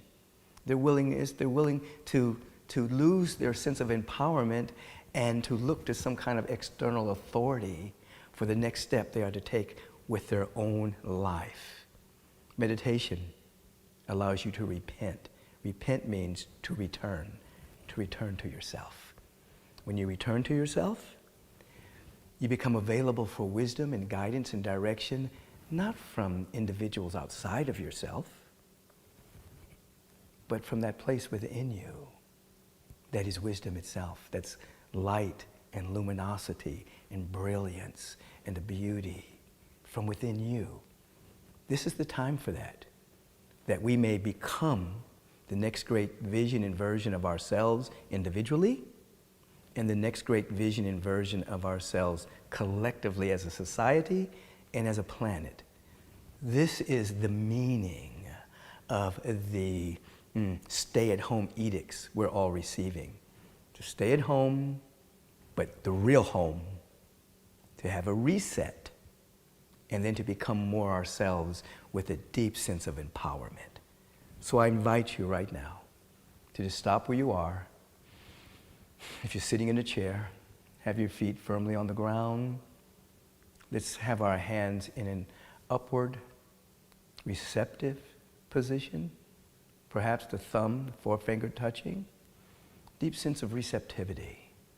Let us just squeeze our shoulders up to our ears for a moment and tense up the body and then release. And allow the outer eyes to begin to close. And as you begin to allow this outer eye, as you begin to allow the outer eye to close,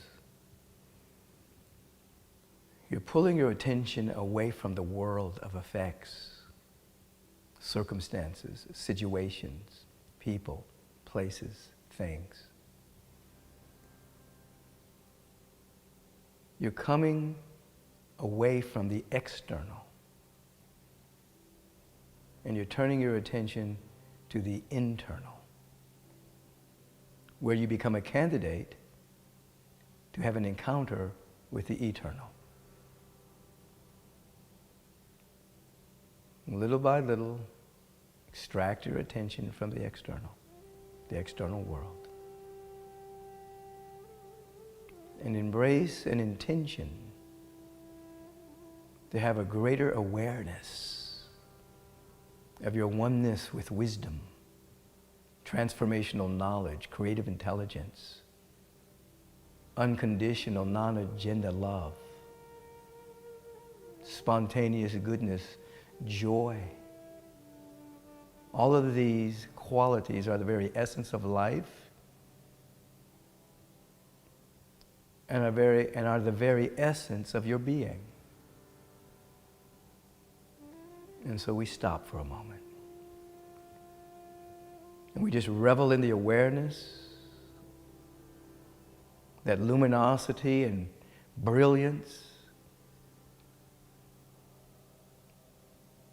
spiritual potency and power are intrinsic to us. They are a part of us from before the beginning of time. Give yourself permission to feel into that.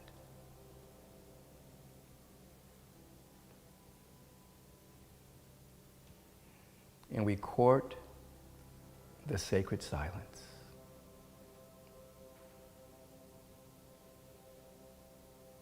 The quietude, the stillness.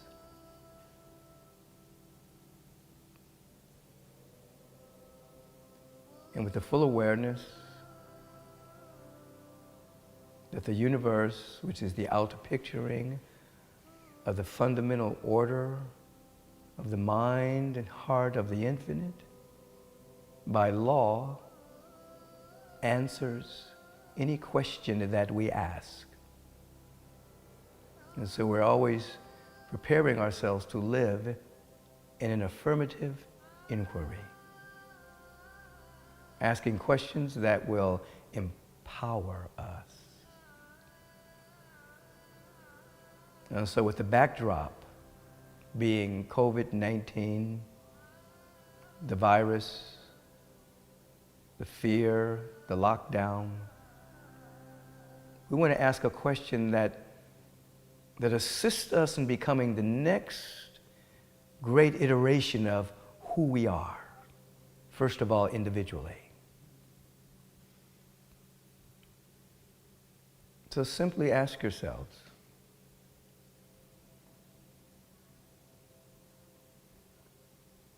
what am I willing to become? And who am I willing to become?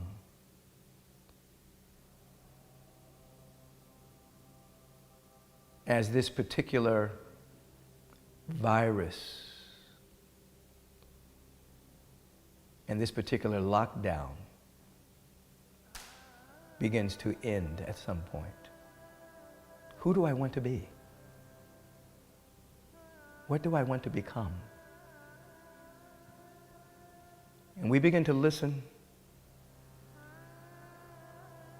with the ear that is beyond the physical ear.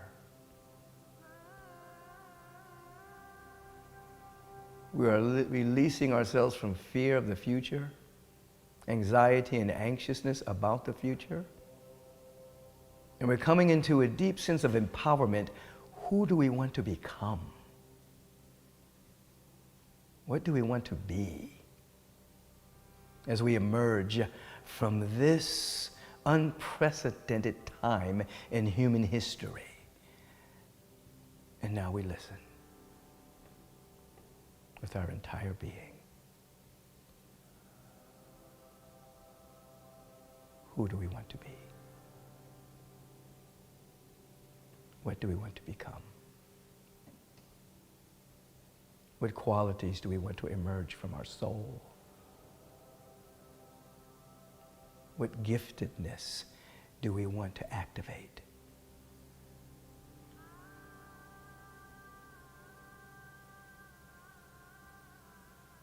And without judgment or censorship, we listen. What kind of people do we want to become? When this particular unprecedented event begins to wane.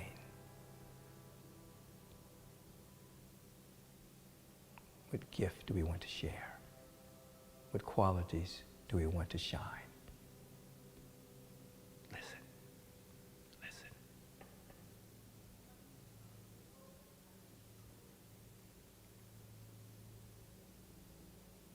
If the mind has drifted in any way, don't worry about it.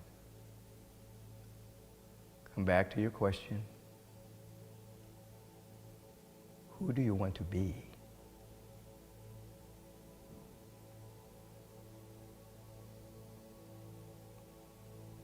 What do you want to become? What qualities do you want to emerge when this particular event begins to change? This carries empowerment,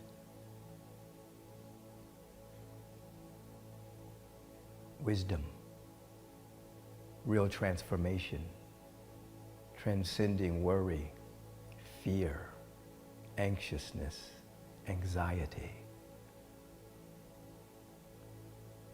What is trying to emerge as the next expression of your life now? Listen.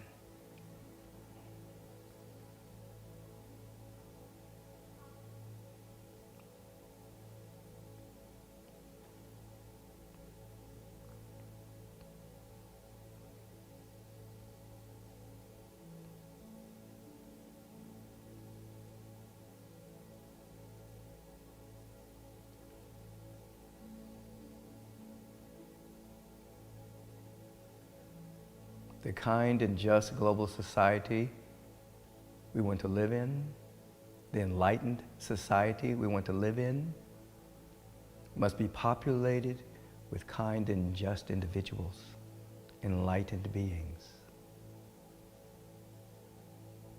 Enlightenment is simply awakening to our intrinsic nature, those qualities that are ready right now to burst into expression through your willingness to pay attention to them, court them, call them forward with your empowering questions. Listen.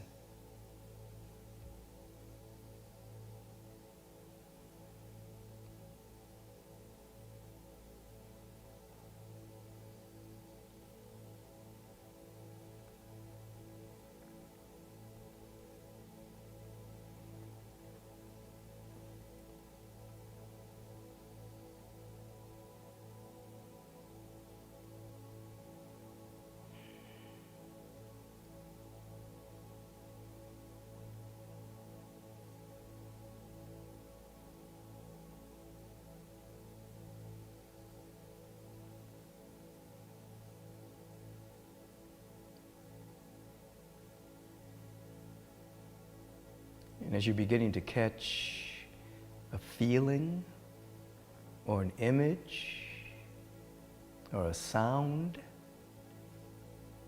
or an intuitive hit about your own next stage of unfolding,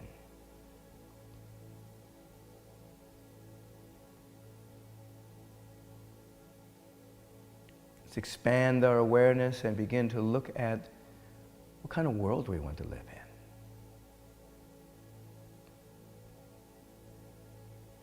We begin to re-engineer and re-enchant our imagination.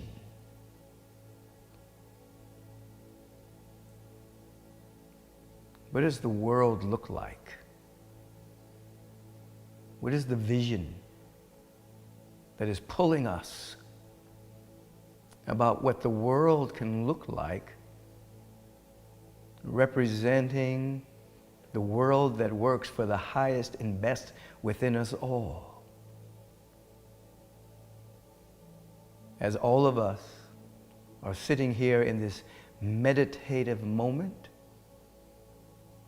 becoming willing to become more, never less than our true self,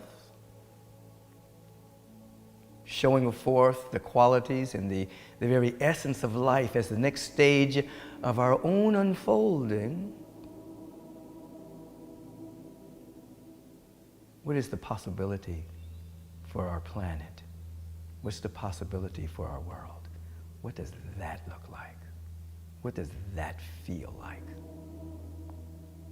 What sense do you catch from that? What is the vision? Feel into that.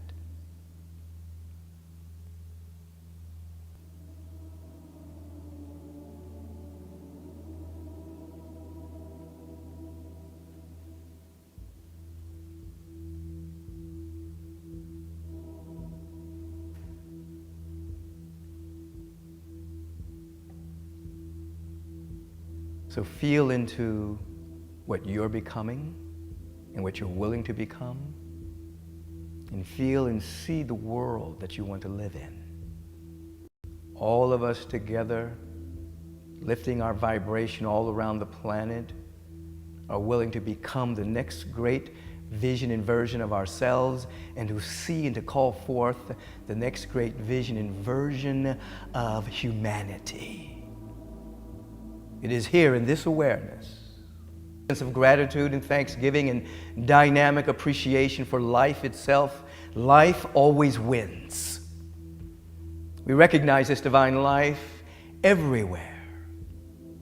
And we give great gratitude that we're one with life, one with the presence of God, one with the presence of love, beauty, and intelligence, by whatever name we choose to call this presence, limitless love, intelligence. We call it forth. I'm calling it forth as the activity of our awareness and speaking the word, knowing that something wonderful is bursting forward into expression at this time in human history and beyond, and that this word of prayer that I am speaking is serving as a law of elimination to anything that would hinder, delay, obstruct, or deny the fullness of life from expressing through each and every one of us as a representation of the divine. Something wonderful is happening. This is where we're living. Something wonderful is seeking to emerge, and because of our vibrational frequency being lifted, that which is seeking to emerge is emerging through us. The world is new because of our expanded awareness of the isness and the nowness of life itself.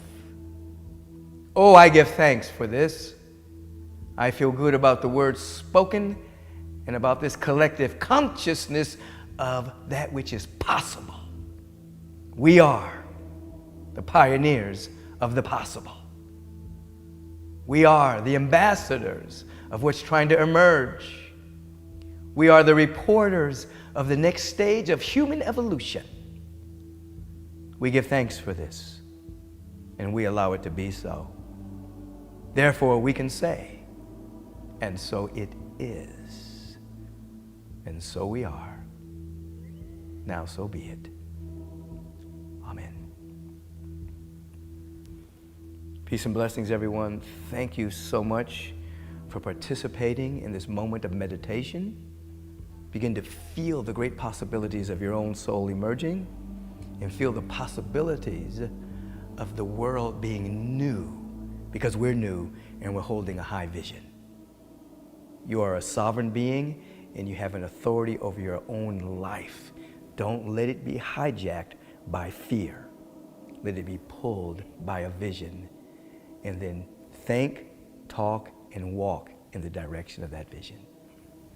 Radical blessings to you. Hello there, world family. It's Sage Robbins. Mike and Kiki, thank you for your gracious invitation for us to join all these beautiful participants, and just all of you willing to join today.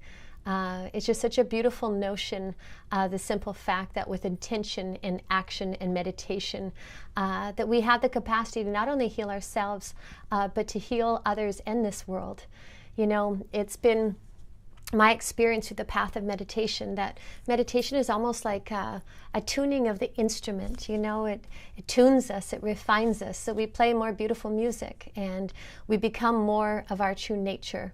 And that's when it's practiced on a daily basis. And, you know, from that place, we have the capacity to emanate and to radiate love and light and clarity of mind out to our loved ones in the world. And, you know, there's been collectively in this world recently just that much more discord and, you know, external demonization and even cruelty at times. But there is no force greater than love. And when we unite and we all come together with that intention and that power and that focus, such beautiful things happen. And it's just, I'm ever so touched that just collectively that everybody has come together on this day. Kiki had asked me if I would share a chant, and this particular Sanskrit chant, just a rough translation, is the wholeness, this is that, or infinite is this and that. Another way of saying it would be is God is this and that, you and me, and the space between us.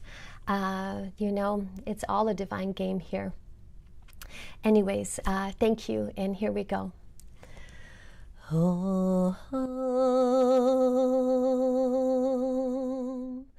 Purnamada Om Purnamadam Purnat Purnamadachate Purnishir Purnamedaya Purnameva Vavishite Om Shanti Shanti Shanti. Love and blessings to you all. Thank you once again.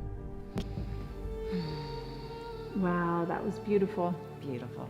Amazing. Thank you guys so much for showing up and opening your hearts and coming together. Thank you again to all the thought leaders who generously donated of their time, energy, and wisdom to anchor us in the power and the science behind meditation and group intention. Thank you so much. I really felt it. I felt us creating a new paradigm and creating a new vision for ourselves and for the planet. Yes. Let's do it again. Yes, we have a special invitation for you. Actually, Ray is here to invite you on behalf of her generation to World Peace and Prayer Day, June 21st. Yes, we're going to do a large global experiment of manifestation, and details to follow it. But June 21st, World Peace and Prayer Day, we invite you all to come join us again where we meditate together and manifest peace. Yay, peace on earth. Yay. Peace and blessings, everyone. Thank you so much.